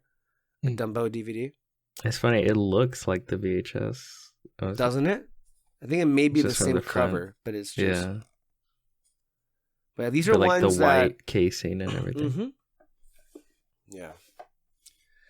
See, the thing Just, is, Go ahead. for me, physical media, it was definitely way more VHS than even DVDs. Because when I was very young, of course, you have Herbie Fully Loaded. That's a Of good movie. course. I liked this movie when it came out. I'm telling you, this is what Yeah. I would watch at that time. No, I'm it like, makes sense. No But you know wonder you how- hate the world. But you know how weird it is? Like, of all the Mm. Lindsay Lohan movies to watch in the 2000s, I watched this, but I never watched like Mean Girls Or or Confessions of a freaking Teenage Drama Freaky Queen. Friday or Confessions of a Teenage Drama Queen. Somewhere in the world, Moreno is like screaming and clawing her eyes out. No, me and Nada See, for I sure saw that feel- movie a lot, so it's fine. Oh yeah, no, Herbie. I like that movie. It's I good. remember liking that movie. Peter's like, I "You just remember idiots." she was in it. Oh, No, but I'm sorry. watched- I'm gonna interrupt you again because these are the ones that I mean, are that's why actually, you exist. look, right. These particular Oh, yeah, I ones are remember special those 'cause releases, these include the special editions, but they also include the original theatrical versions of Star Wars. Which, if you know anything about Star Wars these No. days, like these versions are hard to own. I think cops just are generally. ordered to shoot you on sight if they find it in your vehicle. It's like that and fentanyl. Go ahead, Peter. Go ahead. No, for me, it was always more VHSs when I was really, really young. Ooh, Same. I don't even know how old I was. Maybe 3, 4, or whatever. Yeah. My Nino died. And it was at the what do you call it? The movie theater. No, that would be crazy. No, it was at the parade. But wait a minute. Do you remember this story in 2019 when somebody had to be like put on a stretcher and wheeled out of Avengers Endgame because they had an anxiety attack? Remember The that mental st- health problems in this country are ridiculous. Oh no, Spider-Man. But no, it was at the parade. What parade? What's the only parade that exists? In our Yes. oh, the Macy's Thanksgiving Day parade. Yes, there you go. Correct. Wonderful. But he had the largest collection of VHSs, I'd ever seen. He would buy all of them day one when they came out. No shit. Especially the Disney ones. Oh. And when he passed, he left that to my grandma. And so she has a room that is like wall to wall VHSs. Wow. And, like her and my grandpa, they half raised me and my sibling because, my parents were working and stuff. So it's like, I watched so many VHSs growing up because they were available. They were there. And so there were just so many, like some odd ones that maybe not everyone has seen. We're Back, a Dinosaur Story. I've seen that one, yeah. That by produced by Steven Spielberg. Flubber. There's the one where they're like, it's live action fucking kangaroos. Oh, I can't Kangaroo remember Jack? what it was called. Like the Warriors. It was something like that. The Indian in the Cupboard. Like I can go on and on. Matilda, of course. Harriet the Spy. And I'm not even talking about like the strictly Disney. If we're talking Disney, it's all of them, right? Yeah. All of them. All the animated ones, but also like Bedknobs and Broomsticks and Right. What's the one that you bitches love so much? Mary Poppins. Mary Poppins is a beloved film, one of the most beloved films ever made. It is up there in the conversation with Willy Wonka, Sound of Music, Wizard of Oz. If you do not think it belongs in the same conversation, you are delusional. Am I saying is better than those? I am not. It's in the same conversation. They're the same kind of movie. The Neverending Story, Jumanji, The Mummy. I mean, endless. All of them. And that's not even counting like the old black and white ones. But definitely a lot of kids VHSs. And so for me, like that was I don't want to say like a coping mechanism, but it's like, oh, I don't know, it was available, it's like, oh, I had a bad day, let me pop in this VHS. And it's like the world was awesome for about 2 hours. And that continued, as they moved over to like DVDs and stuff. Like I remember, and I think I've said this before, when The Phantom Menace came out. Like I remember, because I went with my grandma to Costco, I remember sitting, the little seats that they have for like little kids. Mm-hmm. I remember being in those little seats, and like the weekend or so that came out on VHS, and walking in and seeing like this massive fucking the VHS. This massive fucking But it's pile, the same move. Okay. This massive fucking pile of all the VHSs, and everyone's like grabbing their copy and shit. Like it was a whole fucking thing. But I think by the time they get to Attack of the Clones, it's already DVD, and I remember getting every DVD and being so excited. So I think I always I don't know. To me, it was just always normal. Like I love movies, and physically owning them, physically being able to like put them in and watch them whenever I wanted. I've always loved Halloween. Talking about the season right now, I remember watching The Nightmare Before Christmas. I wore out that VHS like crazy. So yeah, for me, it's always just been, a part of my life. Just love it. Alexis will love these. Oh yeah, no, it is. Nice. Those are fun. Those are fun movies. Yeah. Right. There's been I guess not Herbie several. Fully Loaded. No, not Herbie Fully Loaded. That would be anything live action Disney. I think just always kind of annoyed me, like the shows and Hey, the movies. clearly, because I mean, your face of disgust always pops up whenever. I mean, The Muppet of Oz. my very first ever introduction, I think, to the Wizard of Oz was the Muppets Wizard of Oz. So that tracks, Oh. Looks That like the tracks. Wiz. right? Oh. And I guess this is my very first introduction to Quentin Tarantino. What? Is he in that movie? Yeah, it's a pretty infamous scene. They should. There's a cutaway to where Quentin is like pitching his version of this movie to Kermit the Frog. That's really funny. You should watch They it. should. They really should get back to making Muppet movies like that, where it's like their version of a story. But I guess what makes them work is they also like take the story seriously. Like I Yeah. remember watching Muppet Treasure Island a lot as a kid. And that one has what's his name? Oh yeah. As who's the actor? From Rocky Horror Picture Show. Tim Curry. Tim Curry. Yeah, he plays Long John Silver. And he's fantastic. Oh, it's Tim Curry. Fantastic. Yeah, no.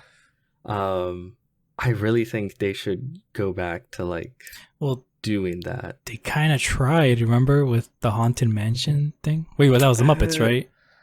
Yeah, but It was the Muppets, but it wasn't even a movie. That It was wasn't such a a movie. half-ass like thing. It that was the they- most that- half-assed bullshit. It was more like a special, like a TV commercial special. Yeah. There was no real attempt made. I think it works better when there's already like a solid foundation, you know, because like the Christmas Carol, the one everyone loves, that's a solid foundation of a Oh story. God, Yeah. that's an amazing movie. So The they Christmas just come Carol in, one. take it seriously, but then add the fun gags of like the Muppets. I don't know what would be like a good like story to pick. I think it would be funny if they just did like the Muppets Pulp Fiction or something.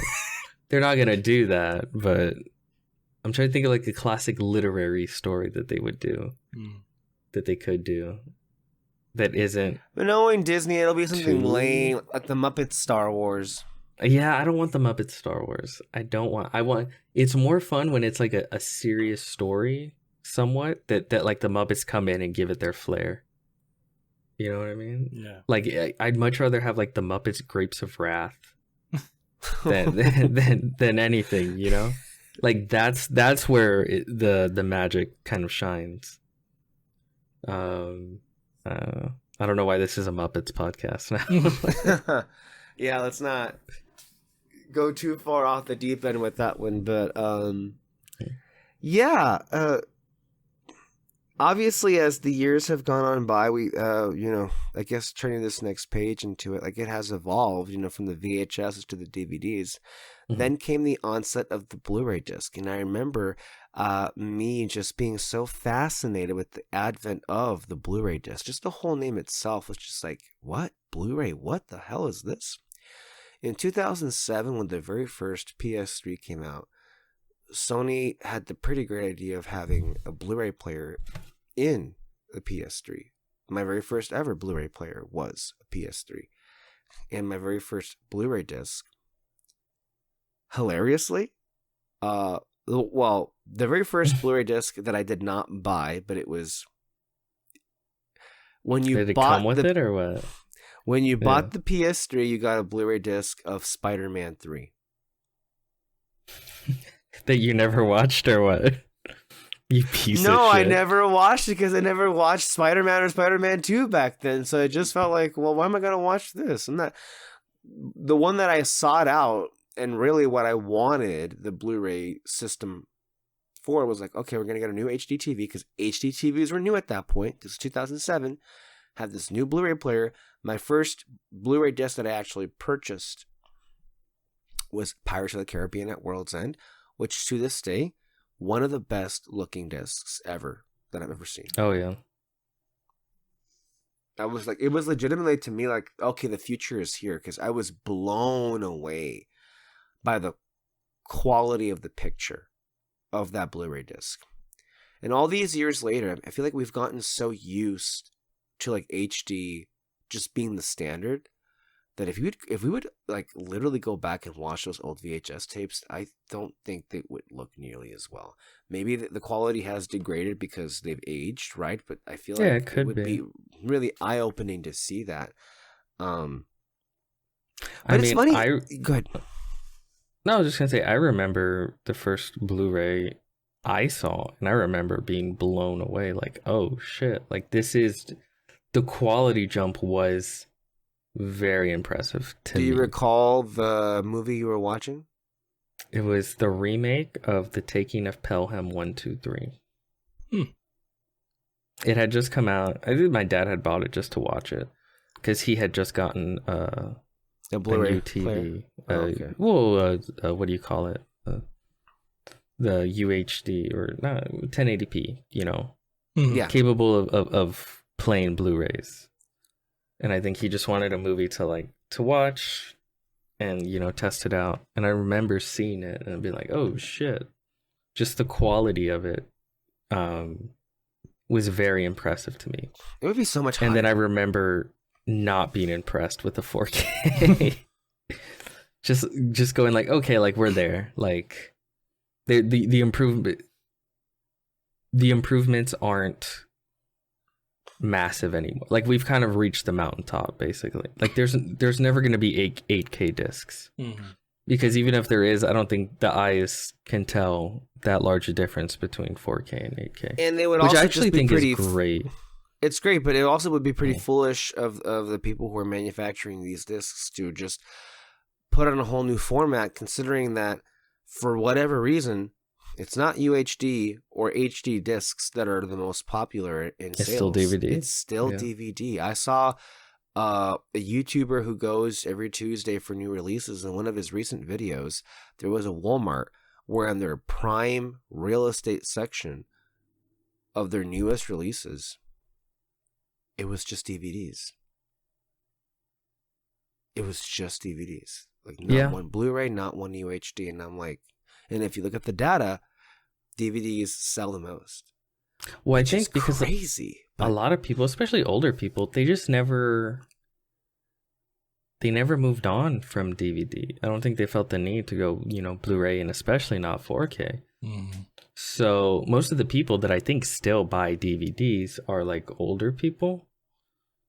So yeah, they're just gonna buy their DVDs and that's it. Like it's not, especially because they're way fucking cheaper, right? Like they really are. Your average person doesn't want to drop all that fucking money on it's just not what they care about.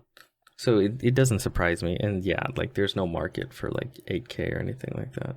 But to me, I think that's great because that means like the movie I'm buying now, it's like, okay, this is my lifetime purchase of this movie, basically. Like it's not like back in the VHS and even before that days where it's like, I'm going to replace this movie like 5 times because there's going to be 5 new updated versions of a better looking version of this movie, and that's not gonna happen, which is, I think, a good thing, you know. By the way, I saw that video that you sent of like HD VHSs. That was really cool. I never even knew that existed. That was really cool. I'll send it over to you too, David. This channel is going over like old technology, and there was apparently a HD version of VHS tapes. It was called D Studio or DVHS, whatever it was. And the quality was out of this world. It honestly, from that particular, so they were analyzing this movie through normal VHS, the DVHS, DVD, and Blu-ray.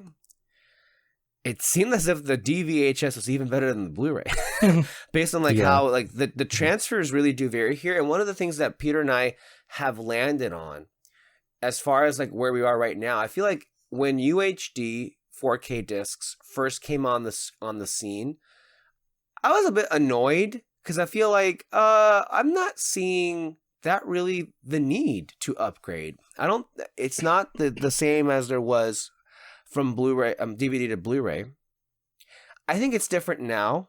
I feel like for whatever reason, studios or whoever is in charge of the remastering of these older films, especially, I feel like they've never looked better than on UHD discs. I feel like with older films, we're getting the best possible versions of how they've ever looked now. Because I feel like with certain classic movies or just older movies, it seems like there is a lot more effort put into the mastering of these transfers when it comes to them being put on 4K UHD discs in comparison to the Blu-ray discs. And we've seen a lot of like comparisons of just like even the color palettes of how the movies look. And when it comes to 4K UHD discs, they look more alive. But I remember the days, what annoyed me more so was, let's just take this one for example, this 4K UHD of Sinners.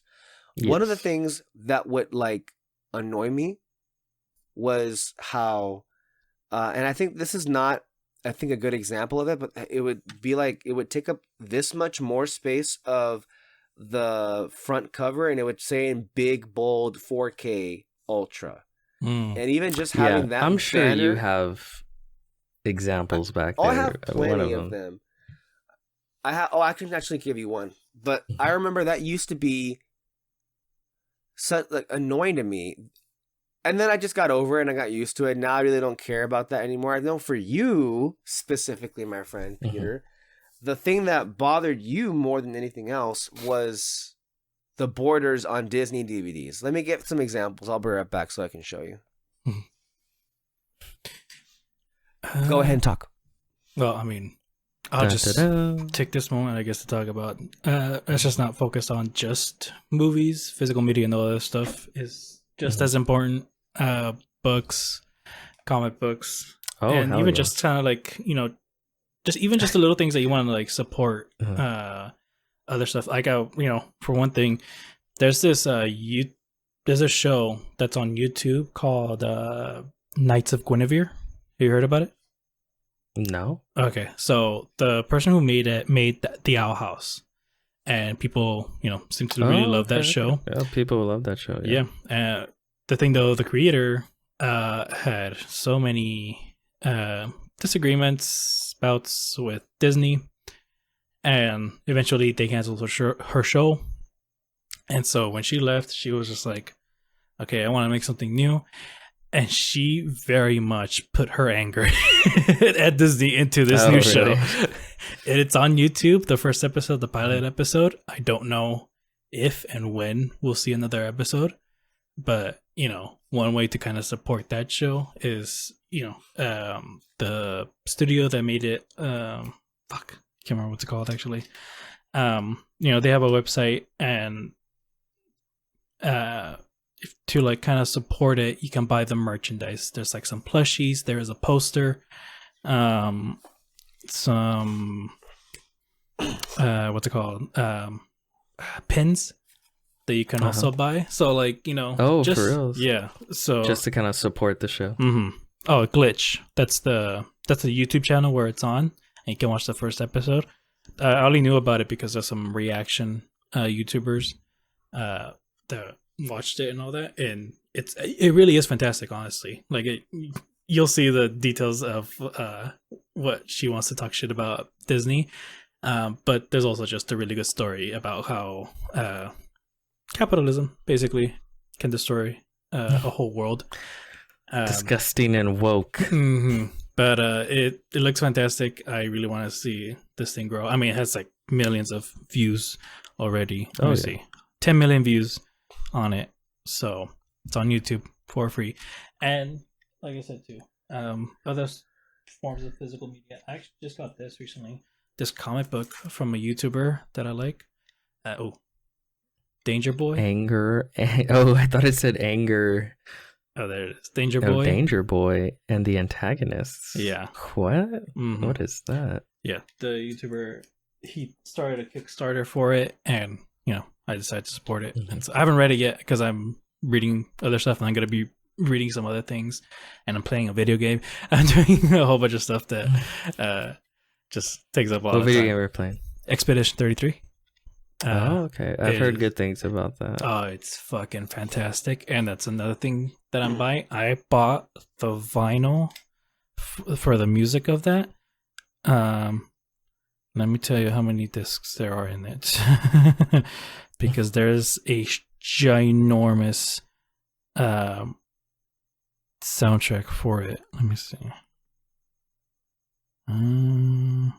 Oh yeah, there's 6 vinyls in it for the whole entire soundtrack of the video game, and I'm not even past the first act of it, and there's already a lot that I love about it. And so, yeah, don't just stick with movies. And if you don't want to like get a big collection of movies, there's also just other things too. You know, like I said, the pins, the posters. You know, you can just put them to the side. It's perfectly fine. All that stuff's incredible. I was even I asked some of my students the other day about, there was this word problem that came up, and it involved like CDs. And halfway through, I just stopped. I just flat out asked them, "Do you even know what CDs are?"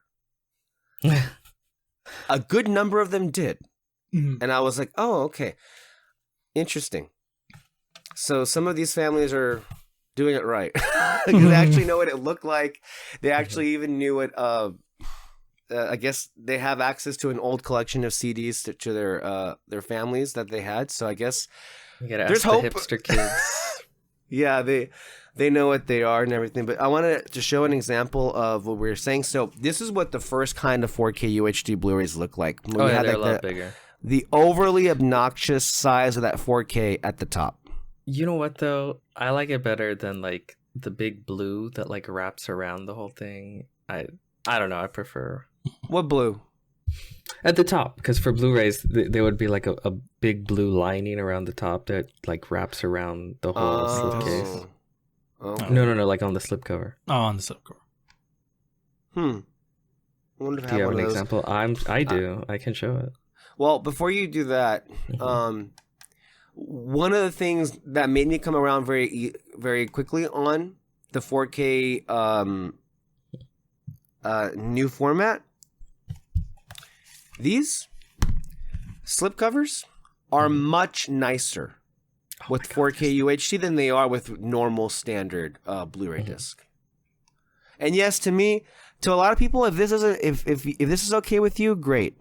The disc is the most important part, obviously, but for me, having a slip is kind of like one of the most important things. For me personally, that's the thing. For us, we do judge a book by its cover when it comes to owning the physical media. My whole thing is I want it to look cool. I want it to look nice. If I'm going to own it. And we generally we buy things that we've already seen. The only times that I've ever, maybe the only time I ever bought something that I hadn't seen was based because I trust the Peter Martinez recommendation. I ended up ordering the 4K Blu-ray of Death Becomes Her. And was that a mistake? Of course it wasn't. It was an amazing. It was It's a great like cover art, but it was a great movie and it looked amazing. So that was the only time I think I ever did a blind buy.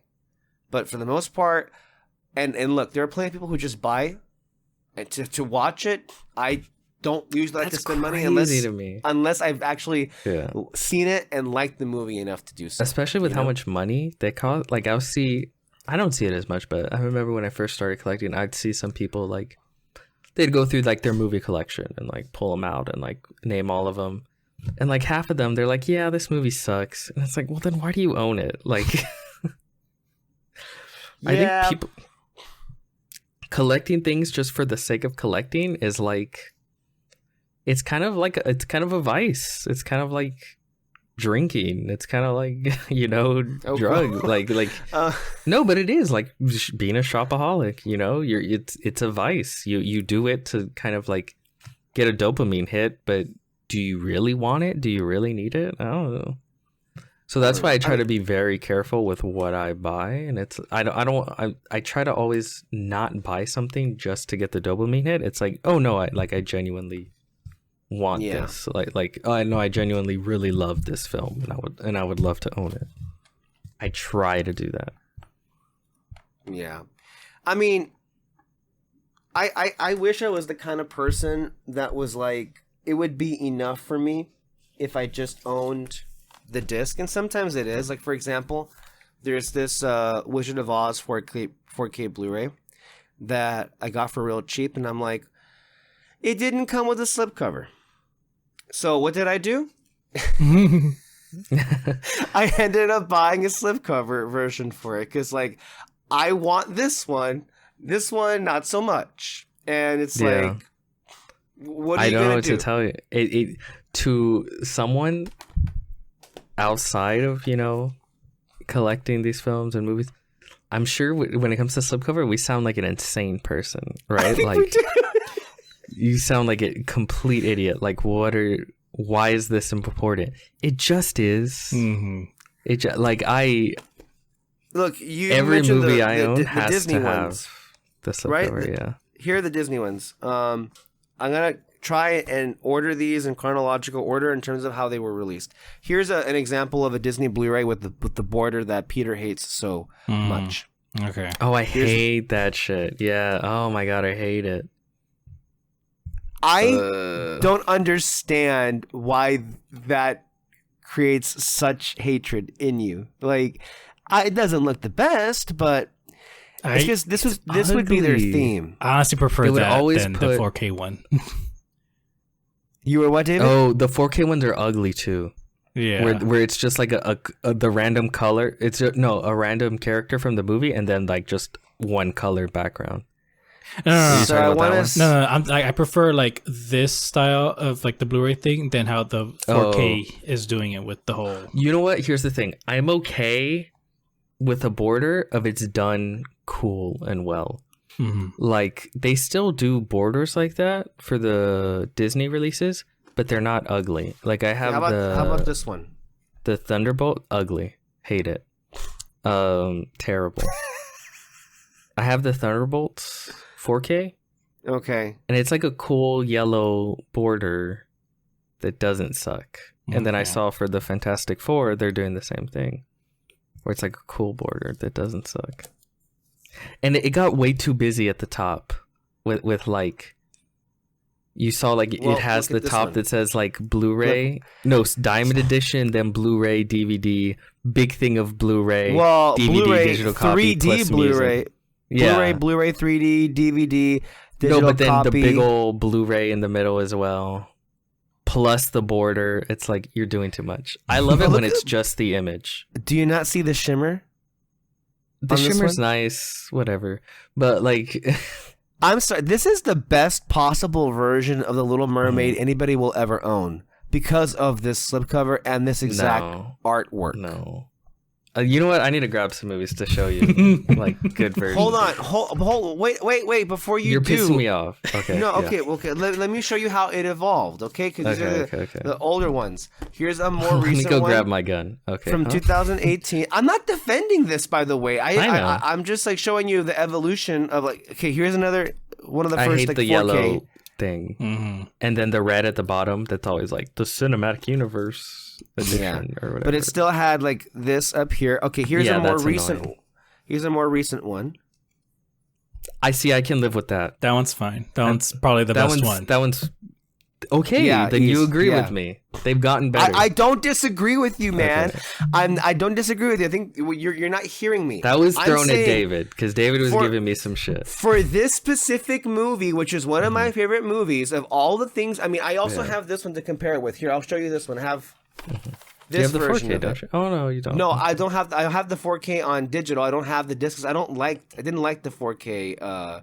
Well, there was one. No, it looked good.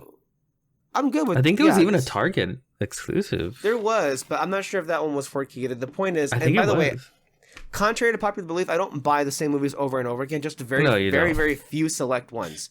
Blu-ray to me was a big upgrade on DVD, which is why I bought this one on Blu-ray again. 4K was not good enough for me, so I was like, okay, I'm good, and I like this one just fine. Depending on the master they use, sometimes the Blu-rays do look better than the 4Ks. And the thing is, Disney did, I think, deliver on their Blu-ray masters of a lot of their animated movies. Like their Blu-ray masters looked really, really good. But you are right though. The ones that never seem to get re-releases are the late Renaissance movies like Tarzan, Mulan, Hunchback, Hercules. Those movies don't ever seem to really be included as much as like the earlier Renaissance films. Fuck it, I would want like Dinosaur. Or you don't remember Dinosaur? I watched dude, Dinosaur. rewatched I it. remember that one, but it's so random just to put that movie out. Just this Yeah. year, they released The Emperor's New Groove, I think, for the first time on 4K. Yeah, The and Emperor's New also Lilo and Groove. Stitch came for the first time on 4K, the 2002 movie. The Journey to Atlantis, Treasure Planet. Those are the ones I want on. Dude, I rewatched Dinosaur. It actually kind of holds up, honestly. It ain't bad. Yeah. Yeah, it's I memorable remember for sure. having like the McDonald. They had like the hand puppet toy. Do you remember that? I think I might have had it. I don't know. Half of my toys were just McDonald's toys. Same, Okay. probably. Now, I think to me, my favorite ever like Because Disney you can get them releases cheap at swap meets. on home video. Now, steelbooks is a whole different genre. David can show you his steelbooks, and he has a lot of those Pixar steelbooks. You, Peter, have I think you have the Toy Story steelbooks that they released. I back in remember 2019. when they released them, I would go to Best Buy and they had them all there. But Yeah. there was a lot of them, and they were like I didn't care full for most price. personally. They were like kind of expensive. Yeah. So I was like, well, the most important movies to me were like the Toy Story Mhm. movies. yeah. So I was like, if I'm gonna get any of them, let me just get the Toy Story ones right now because I don't want Now, to for drop all me- this money on all of them. I've Looking been a back, huge- maybe I would have. I don't know. Right. I've really liked a lot of the Disney animated films from 2020 and on. Mhm. And thankfully, most of these came out at a time when Target was still doing their Target exclusives. Mhm. So let Oh, me those show are you- beautiful. I Yeah. mean, Yeah. I think to me, these are some of the best ever ones Oh, that those are Disney great. But see, this ever is what I mean. released. I don't need no border. I don't Yeah. need no stupid like Blu-ray thing at the top. Just the Right. movie, and that's it. Mhm. No, That's and all I I need. don't Yeah. disagree. There's some. I mean, Oh they're yeah, that's kind great. of like the best versions of these movies for me that you're going to get. I mean, where's the one that you love? Come on. No. It involves two little Italian boys. we're I getting know there. it's up your ass. We're right saving the there. best for last. Oh, that Okay. one's so But I mean, nice. That one's so cool. Yeah, look Ah. it's great artwork. You just But then showed look at the back too. that's all you need. Mhm. Even on the That's back, perfect. it's just like yeah. to me, whenever these came out, like they were just so definitive. Like I'm of course actually I was getting going- more picky. I also want something interesting going on with the spine. That's how fucking Dude. picky I'm getting. For real though, with books, they're now putting like artwork within like the sides of the pages, not on the spine, but like the like other No, parts yeah, of on it, the and they're page- putting that's artwork so on. sick. Yeah, There is. yeah. Yeah, Mhm. that's There we good. are. The childhood So- he wished he had. But yeah, What did you say? What did he say?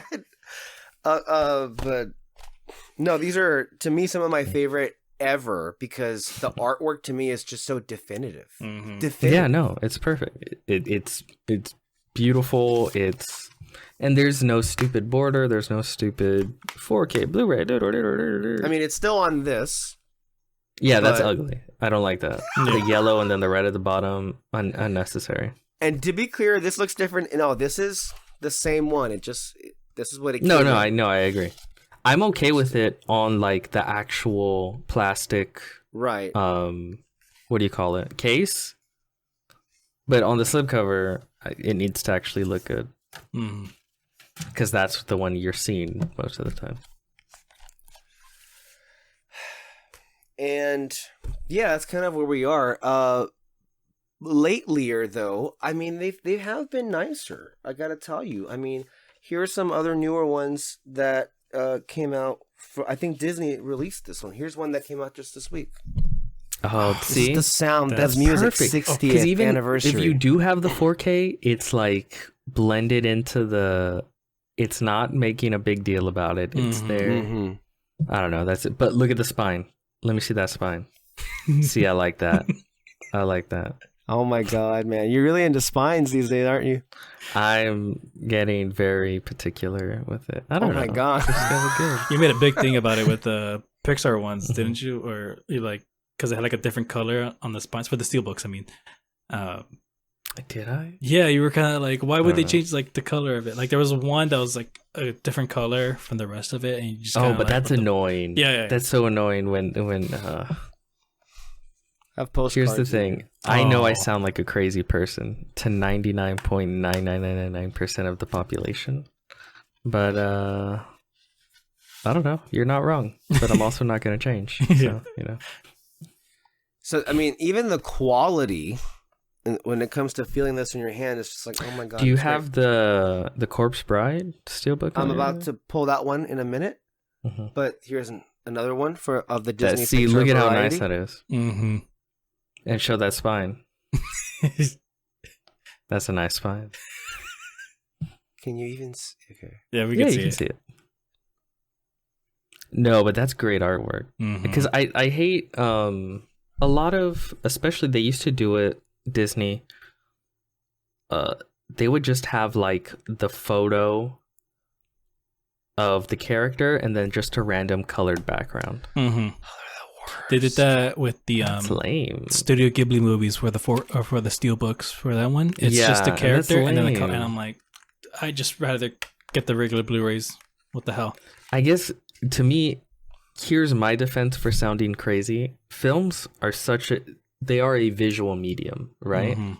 It's about what you can pull off visually, the artistry of it. So yeah, visually, I would want, when I'm physically looking at a collection, I'm looking at the literal manifestation of this movie.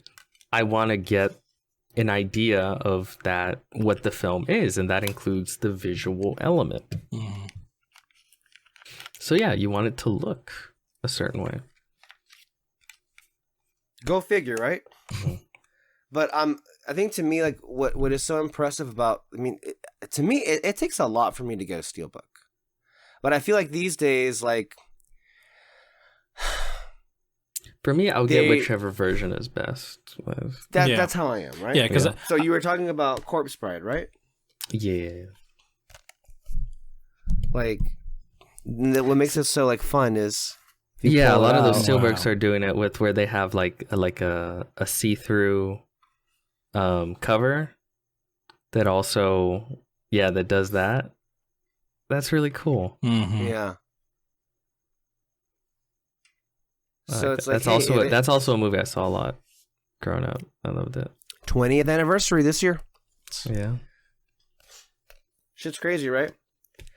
And then on the positive, here's another one that came in this week from A24, because A24 is now Ooh, obviously yeah. releasing their own movies, and I am really in love with the packaging that they've chosen. I think to me, A24 is just like really on it with like, especially with like the artwork that they pick and even just how it's presented, like even the particular stills, like if you open it up, just like this, so it comes in, and I know you haven't seen the film, Peter, but if you open it up here, this is a very, very just like key shot from the movie. Dakota Johnson and Chris Evans here, and they're kind of like standing in the worlds that they represent. She comes from, well, she's obviously in a world of money. He's in a world not of money. It's one of the more, I think, liked shots of the film. And even just A24 having the sense to just use this as part of like the artwork to be, I mean, they kind of have like, they know what they're doing here. I saw the TV Glow, which Yes. I have seen that one, and I've also seen the artwork in it. That's a really cool. They use really cool images, I think, from the films. I mean, there's this one that Queer, came in, right? You queer, This one right here, which Luca Guadagnino. Luca Guadagnino, right? Oh, I have a story to tell about this one actually, which is hilarious. Let me see. Oh, that's cool. That's really Oh, cool. Isn't I love it? that. Oh, Like, that's, if you know yeah, the because movie- that's him looking in, and then his like Yeah, his the eyes right other- there. Yeah, that's cool. Yeah. So, I don't know why A24 did this, but I guess they're select with materialists. This is Blu-ray. It's not 4K. There was no 4K option. It's fine. It's materialists. I mean, it's great, but I Yeah, mean, it's Blu-ray fine. is just as good. Queer, on the other hand, I think there is a difference between standard HD and 4K, right? So they did not manufacture a 4K disc. They only had Blu-ray available for this, but the packaging is like, it's definitive. Of course I gotta have it for the packaging. It's fantastic, yeah. And this also has the director's audio commentary, which is important to me. And it even has like I think like a half hour, 40-minute like behind the scenes making of the movie, which is only available on this disc. Mm-hmm. So it's like, okay, well that alone. That's I guess that's something we never touched on. I used to watch so much endless hours of behind the scenes, like featurettes and stuff like that. I used to watch all of it. I remember just digging through all the behind the scenes bullshit for like when it hit the DVDs is when they would have it. So like almost every DVD. Well, we were up at like the height of the DVD where that was kind of a selling point. It's like 3 hours of behind the scenes and all the extra shit that they would throw in. And I remember eating that shit up. It was so cool. Mm-hmm. Especially because back then it was less like policed, I would say, by the studios. So you would get a little bit more like honest look at the way the movies are made. And it was really cool. It was really, really cool. So on that, I saw that evidently Mubi, we all know what Mubi is, right? The distributor Mubi. Yeah. They released their own release of Queer, but they actually released it in 4K. Oh. So there comes a dilemma. It's like, wait a minute. This, to me, is the definitive version of the movie with what it includes. However, based on all other reviews that I was reading, the Mubi version, first of all, has a 4K disc, which is going to look nicer than a Blu-ray disc, especially with a movie like this. Yeah. So that already, I'm like, okay. And then evidently there's also apparently pretty spectacular 15-minute featurette that is only available on that version. See, that's how they fucking get you. On that version of that one. So to me, this is the only instance in my life that I've ever double dipped on like two separate releases of the same movie that came out the same year. Wow. So you're a real queer lover. It's on the way. Well, I want to see it in the best possible quality, right?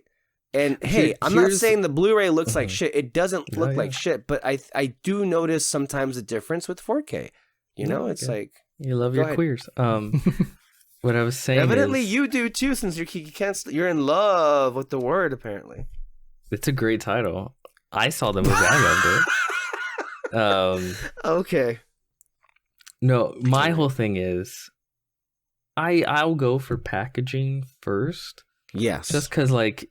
If I want to own like a certain disc, I'll just buy the disc later and put it in that packaging. Like that's my. It'll be way cheaper too. Just getting the disc. To do that, but there were no options to just get the disc by itself. To God damn that. Uh-huh. It's not as if I didn't think of that myself, but no, yeah. Yes. But 90% of the time, that's what you can do. Like, go for the packaging, and then if there's a better. Just get the disc, and then just. Also, there are people who just sell the discs by themselves, or the codes by themselves, or even there are people that just sell the fucking slip covers. Yeah, greedy bastards. Actually, which I will buy from. I just remembered I have the Die Hard movie. I don't know if it's in 4K or just regular Blu-ray, but the slipcover on that, I don't have it with me right now. Once I get it, I'll show it to you guys. But the slipcover, it's just Christmas theme. It's just, it's green. It's the Die Hard logo, but it's like a crow. What is it? Those Christmas sweater patterns. Oh, I have a shotgun now. Something like that. But like those kinds of covers too are just super fun too. Yeah. But Walmart always does like seasonal cover arts. Yeah. I like some of the ones that they had for Halloween movies and or like scary movies. I mean, and then there were some classic like ones. Blu-ray. No, not Blu-ray. Glow in the dark. Sometime and stuff. But then also you're showing the material list, also something else that you can buy if you don't want to collect a whole bunch of movies. But I have this. It's the script for Past It's Lives. the screenplay, right? Yeah, basically. Oh shit! It's the screenplay, and then there's some... Yeah, from A24, right? Yeah, Yeah. and Because then they'll sell the scripts. I think that he bought it at the Academy Museum. He was just there a few weeks ago. Oh, And I didn't know then- you kept tabs on them like that. and then there's pictures of certain shots. Of the movie. Peter, those of us who have been to the Academy Museum are part of a very exclusive club. I'm sorry you don't have the prestige to also be considered to be part of that association. So I mean, I admit I'm not part of the liberal elite.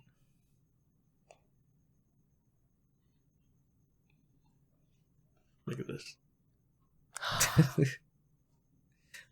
That's pretty oh my cool. God. Yeah. No, I mean, that kind of stuff is like great too. Like to me, one of the ones that I love how this whole podcast just became a freaking show and tell at this point. But hey, I mean, and like I didn't bring this stuff. I just have this stuff out and available. But one of the best things, one of the best gifts, maybe the single best gift I ever got. No shade to Peter. It's not from him, but it's from you guys. Was the art of Luca. Oh, lame. Like, to me, one of my favorite ever just like pieces of physical media. Just the art that was in here. I think I almost cried when I opened it, and I'm like, oh my God, this is like one of the best gifts I ever received. Peter, your stuff was cool too. Remember I gave you that gift card in that box where you had to solve it in order to open it? Yeah, and you wonder why I didn't care for it as much as this. Who And fucking does that if shit? I didn't solve it for you, you were probably going to take a hammer to it. Not probably, definitely. Like I wasn't going to take a hammer to it and break it open. Like in Glass Onion. Basically, yeah. Yeah. A la Glass Onion. For sure.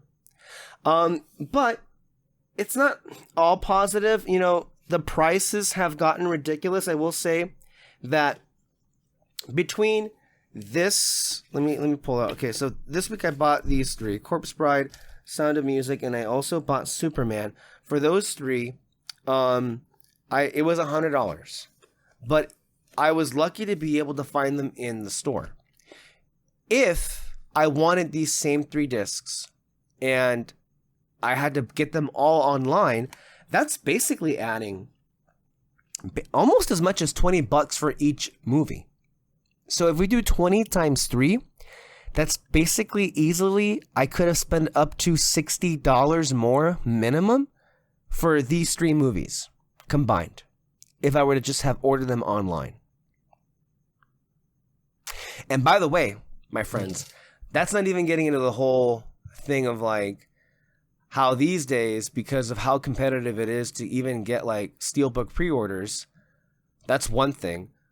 That's not even getting into how careless the people who work for the warehouses at Amazon or Walmart are, because there's a lot. If you go to the Steelbooks Reddit page, constantly you will see like images of shattered, broken, beyond repair All bent Steelbooks. up. Yeah.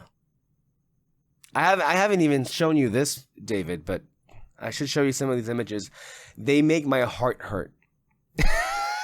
Just seeing like I mean, we haven't even mentioned the Tron Steelbooks, which I think, Peter, you're one of the lucky few to actually get them. Or at least they're on the way. We'll see if I'm lucky. They said they had shipped. Okay, so Doesn't that mean they'll get here in one piece. Because I got the well, one I from guess Amazon. you are lucky enough to just get an order. A lot of people got one, but then had theirs canceled. So you're gonna get crazy. something. Mhm. You're gonna get something in the mail. Something will show up in my mail. But What it whether or is- not, yeah. But here's the greatest mystery that I yet to figure out from you. What are you planning on doing about this? What do you mean? What am I planning on doing about it? Superman? I'll kill Superman.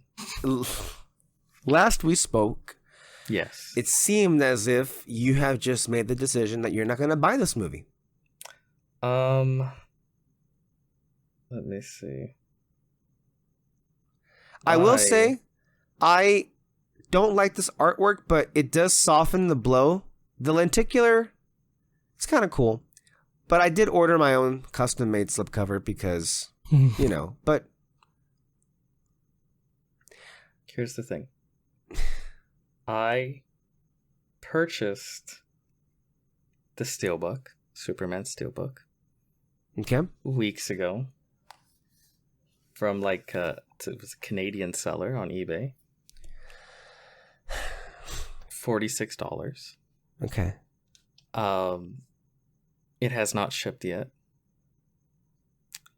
They did message me and say like the person I'm getting them from hasn't, you know, they've been slow, but you know, the second I get them, I'll let you know, and then they'll get shipped. So I might get, to me, I was just scrolling and it popped up and I bought it. Whether it'll lead anywhere, I don't know, but we'll see. And that, ladies and gentlemen, is the extent to which we've been driven to. Is with certain releases, we're just literally like, it's a lottery with like random like eBay people. eBay's the best, actually. Because usually the people that sell them understand, like, they're collectibles, you know? You want to actually keep them safe and not just throw them around. Like Best Buy, they would always just put the sticker on the slipcover. And it's like, no. I mean, yeah, I know. David, you've infiltrated the Amazon warehouses from time to time. Have you seen ever packaged movies up in boxes? No, I have not. Oh, no. I shouldn't say infiltrate. I should say you were invited personally by Jeff Bezos himself to get a tour of the warehouse. You had a pretty up-close view of it. That was after pledging your soul. Yeah. And voting for you-know-who. Yeah. For the third time. Yeah,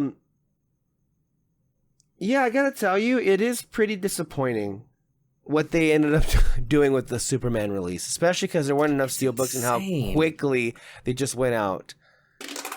I went a similar route that you did, Peter, but mine was not $46. Mine was like it was $80. And then I was like, you know what? This is a bit much even for me. So I was like, I don't want to do this. So I pulled out. If you go on eBay right now, 80 is probably the cheapest you're looking at. You'll see some 80s, but it's like, here's the thing. If I just never saw that, I wouldn't have bought the 80. I would have just waited to see, because every now and then with these steelbooks, there will be reprints, even if it's like a year later, reprints, right? And then you just go and buy it. Might be $35-$40. Again, still crazy amount of money, but it's not 80. It's not 100. With some of these rarer movies, it can get real expensive. You know, it is crazy in retrospect, though, how quickly what a debacle this whole Tron thing has become. Because like Tron and Tron Legacy are not even the most popular movies out there, but man, they went out like hotcakes. Yeah. Yeah. And again, it really does seem like there's a market for it, so maybe try and make a little bit more.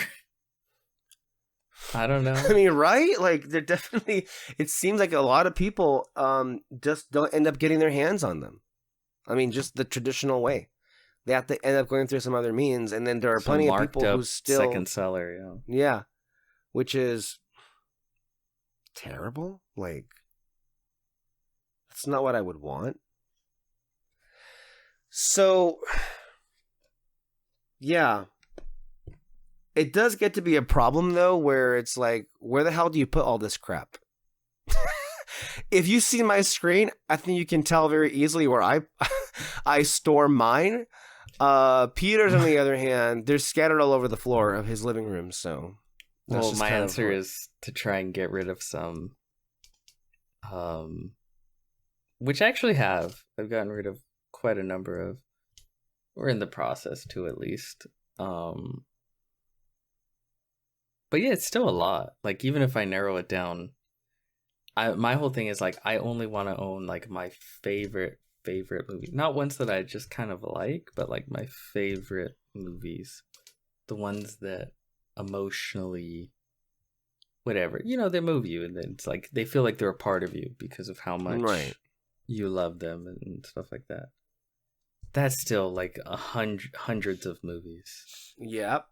Yeah, I mean, I asked you this weekend, how many PTA movies do you own? And one. I was holding it. It was just this one. Yes. He's made like 10 movies, and this is the only one that you own. And there are many instances of that where it's like, I think I have at least like 50 other movies on my list of like, we'll get to eventually owning them. And it's probably more. And then you also have to take into account how new movies are made. Thousands of new movies are made every fucking year. So it's because you have the new releases, like a Superman and stuff. Like, I'm not even talking about like older films. There's older films that get releases that it's like, oh yeah, I love that film, let me get it. Like Corpse Bride. Yeah. Like The Sound of Music. But then you also have new films like Superman. And those are more, and those are in of itself are still just the more like mainstream film. Then you get more like niche films that get released. There comes in Criterion, which we haven't even talked about one time this entire podcast just yet, which is a whole different, I think, dimension of possibilities. I'm definitely itching for that sale to start, that 50% off sale, which I think is coming in October, because I'm very much, there are a couple of ones that I'm chasing after. One that comes to mind is the Criterion release of Flow, which I've heard such great reviews for, at least the transfer of that movie on 4K. That was a great watch. We saw that one in theaters. We did, didn't we? You weren't there, David. No. David's anti-cat. So. Yeah. That's why he has that dog outside. So, yeah. It's been a topsy-turvy couple of years, but I feel like this is one of the avenues that, despite the adversity and despite some of the difficulty there is on getting your hands on these things, it does, I guess, warm one's heart to think about how this hasn't completely gone away. How, yes, it is very niche, but it's a niche that's very much thriving. To the point that we're like constantly getting new releases that sell out and then getting reprints later on. When there's a whole market for like resellers going on the internet. I don't know. It just feels like, despite the big, just like, dings that movies as a whole have taken, and even, of course, the amount of people that even want to own discs in their own homes, the fact that this still is around and out there, it makes you feel hopeful, because, I mean, we're in 2025. We haven't even mentioned, not only do vinyls exist in the year, but they have come back in such a weird way to where now they've well beyond have superseded the CD. We haven't even mentioned that. There's always going to be vinyl, because there's always going to be insane, crazy people that love music to like the nth degree. And they've decided like vinyl is like the ultimate in like home listening. To be fair, the packaging on those vinyls is supreme. And they're sick as hell, yeah.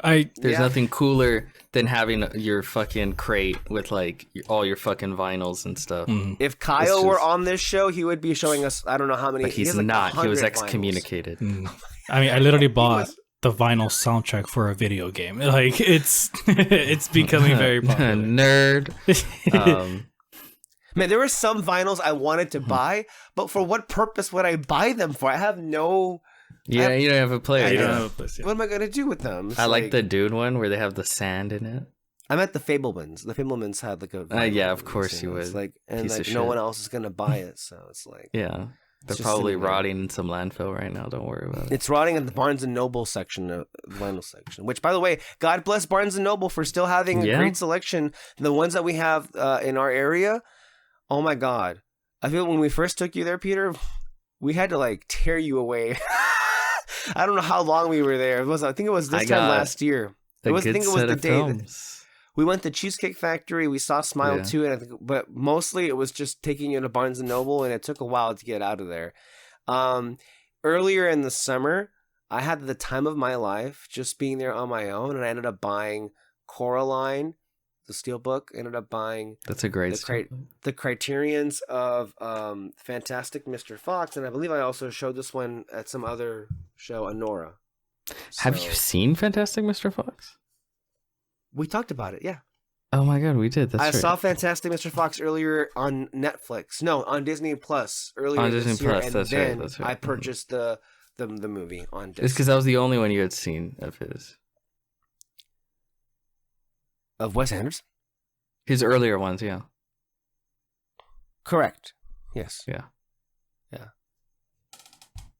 It's an amazing That one movie. is a great release. That's a great Criterion release. Yeah. So and I lost myself. I would think I was there for like 2 hours just like browsing, and it was like, I could be like 5 hours in there. this is nice. Why couldn't this be all what life was? I almost bought a plushie of the Heron Man. The what man? The Heron Man from The Boy and the Heron. Oh, okay. I almost, because they have a little display of like That's so funny. Miyazaki. The only thing I'll really collect is the physical media itself, because it's like that's the thing I love. I'd rather just own that and not spend money on anything that's kind of like frivolous, anything else.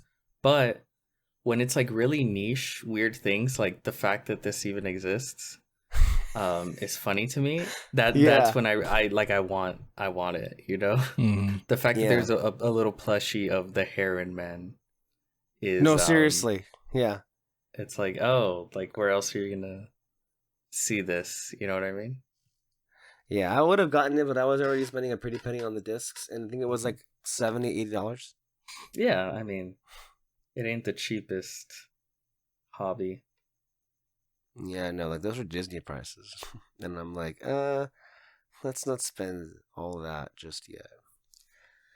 But no, we haven't even mentioned posters. But I mean, I feel like I spend years on the show talking about posters, and I mean, I have a whole bunch that you see behind me. I think the ones that I treasure the most are the 3 Star Wars posters that you see right behind me, above me on the right-hand side, of A New Hope, Empire, and Return of the Jedi. But the difference is you'll get rid of your posters. No, I just put them away. No, you've gotten rid of a number of posters. Which ones? I don't remember them, but I remember you got rid of. Oh, where'd you get that one? Oh my god. Star Wars Celebration? No. After we went to the Oscar Museum. Remember, membership only. My cousin took me to a place. It's called Little Tokyo, and there was a whole bunch of stuff there. And yeah, they were selling some posters. It looked good. And I did get this one in the Oscar Museum. What? Yeah. That's pretty cool. It's nice. That's really nice. It was either that one. That was the poster of Howl's Moving Castle for the audio listeners, just to be clear about that. Oh yeah, sorry. Oh, fuck them. And the one previous to that was a Star Wars one. So if you're only listening to audio, don't listen at all. We don't want you here. Get the fuck out. You're not welcome. You're not. We hate you personally. Okay. Anyway, yeah. David agrees. Yeah. Although to be fair, actually the best poster I do have is the Coco one from D23 that I got. Oh, isn't it like black? And the thing is, why didn't you bring any of your stuff over? It's like you've been moved out for over a year and you left a lot of your beautiful art over there. You and Alexis, by the way, you and Alexis had some of the most beautifully decorated rooms I'd ever seen, and I am appalled and offended to this very day that you left the majority of those belongings behind. It sickens me to my stomach. What about my room?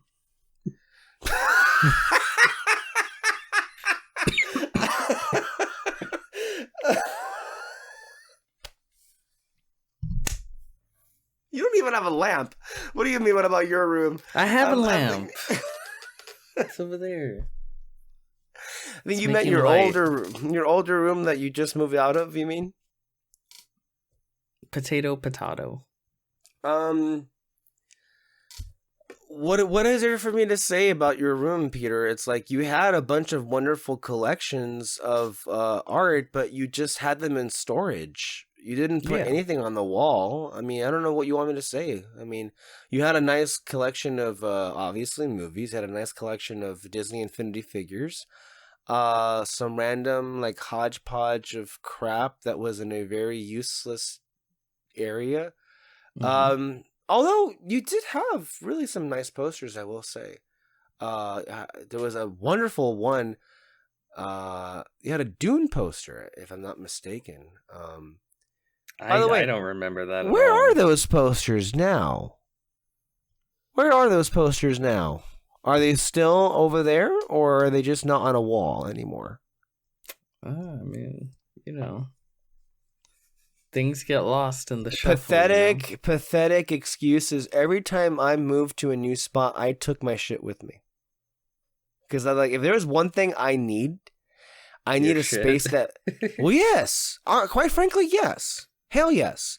I need to feel like the space that I'm spending a lot of my time with feels like me. Like I have to take a piece of me everywhere I go just to be able to work and get through what I need to. So it's rare that I go anywhere without my computer or my iPad, just for starters. Typical millennial. Okay.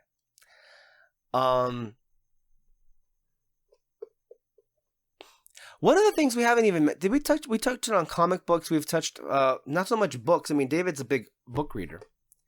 I only collected Star Wars books, so I'm not sure that even counts. It doesn't. Yeah, that's why I didn't want to bring that up. But that's also cool too. So yeah.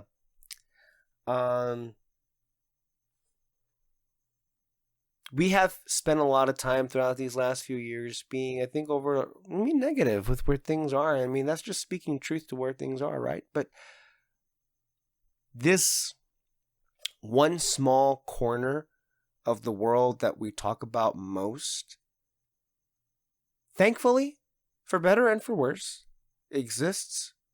But overall for the better, because it continues to bring me, I don't know, a sense of gratification and joy. It made me feel like a kid again.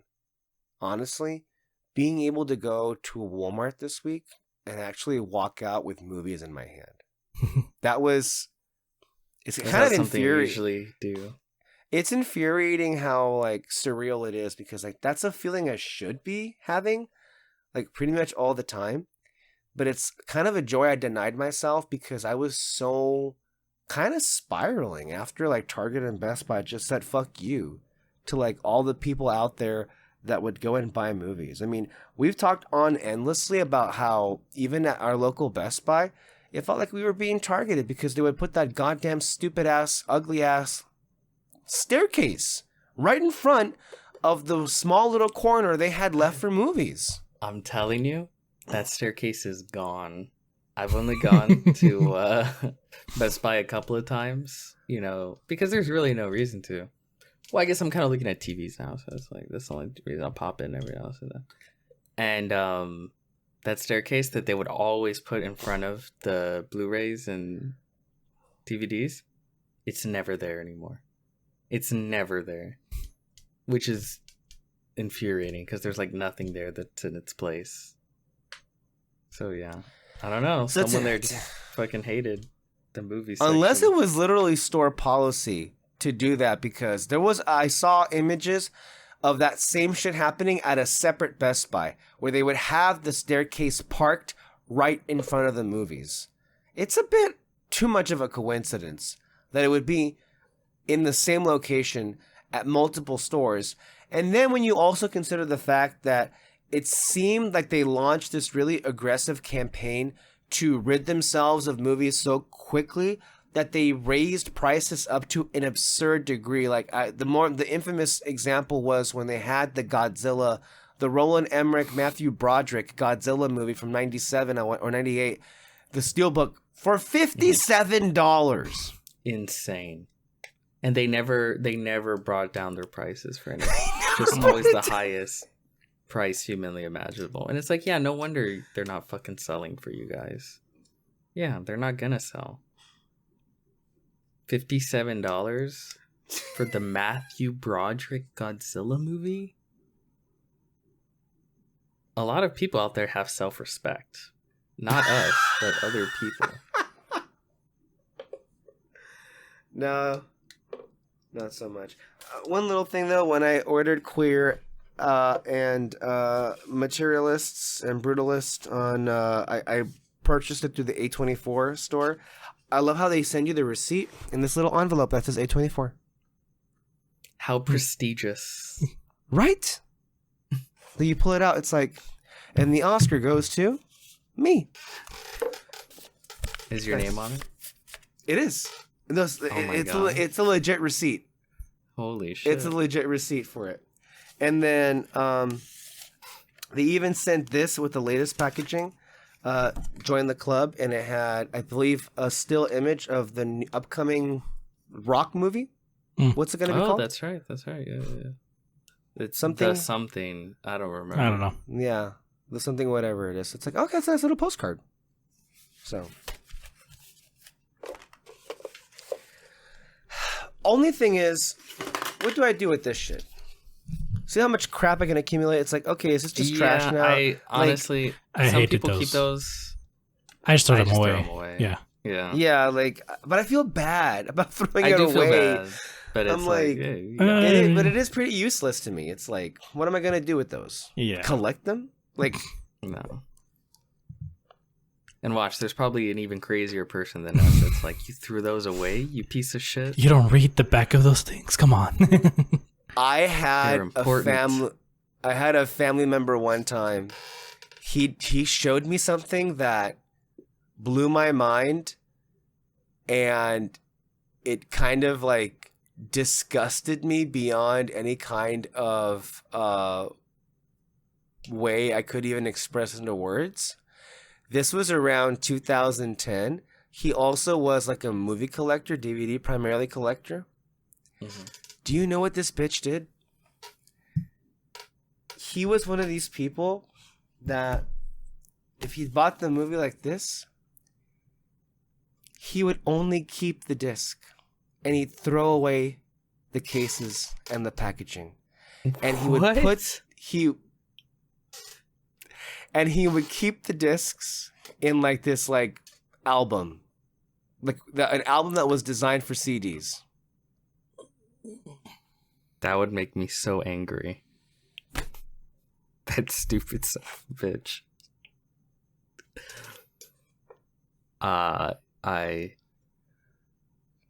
I can't relate to that at all. Mm-hmm. I mean, I can understand the because that's one of the issues that some people have with collecting movies is like, where are you ever gonna find all the space to put it in? You make the space, goddammit. I agree with you, but I assume that's where that was his state of mind, right? I would assume so. But that is a big no-no for me. Mm-hmm. That is yeah. Why the fuck would you even buy it in the first place kind of situation? Kind of, yeah. Like it was it's like if somebody broke one of the 10 Commandments. It's like that's what it feels like. Well, I want to be able to visually see the representation of the movie. You know what I mean? Yeah. Oh boy. Anyway, I think we need to go ahead and wrap it up, guys, because it is literally 12:30. Mm-hmm. I probably should have gone to bed half an hour ago. Did not. Yeah. So you have that with all that parole hearing in the morning. With all that being said, I want to thank everybody for watching and listening. It has been really a joy to be able to talk about this and being able to kind of like show what we have. I mean, Peter could show a lot more. I think he actively chose not to. But hey, I guess the time is the time, right? We gotta go ahead and call it a day. And we don't have any more time for that. I admit my collection is superior, but you know. And that wasn't what I said, but I won't deny that. I mean, that obviously it kind of speaks for itself. But I have the privilege of being able to see what your collection looks like. Not really anybody else here on the show, but that's for the Patreon tier 1 subscribers. Yes. David didn't show his. David has a number.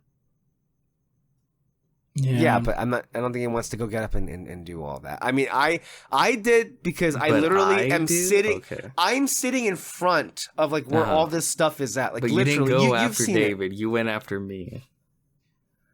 I just got the stuff that was in reach for me too. So, hey, he did show things.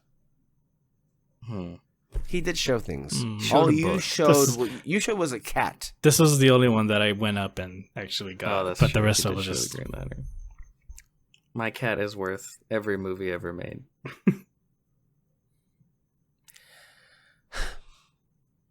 And with that has been Red Spotlight Entertainment for this week. Catch us back next time. We will be seeing some new movies. Soon we have a new PTA coming. And at some point, we do need to actually sit down and reveal to you what our 10 favorite movies of 2024 were. At some point. At some point. Yeah. No rush. Yeah.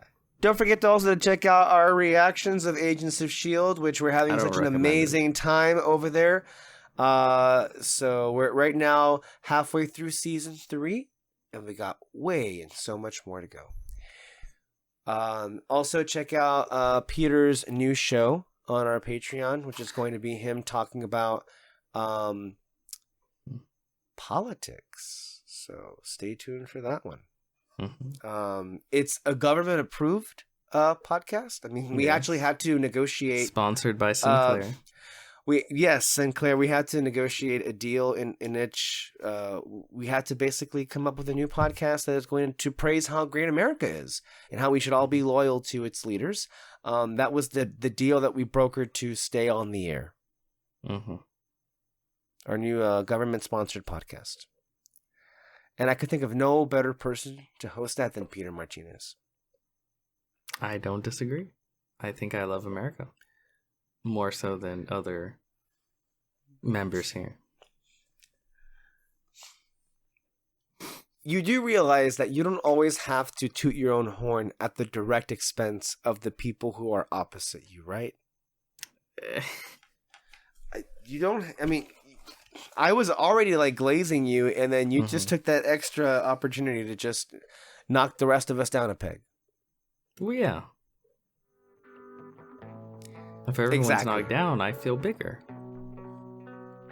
Yes.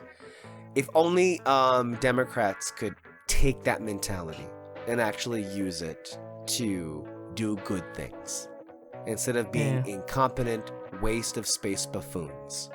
As long as I get my Blu-rays. And there, you got me there with that one. All right, guys, stay under our Red Spotlight for more content and more. And we will see you next time. Bye-bye. Bye.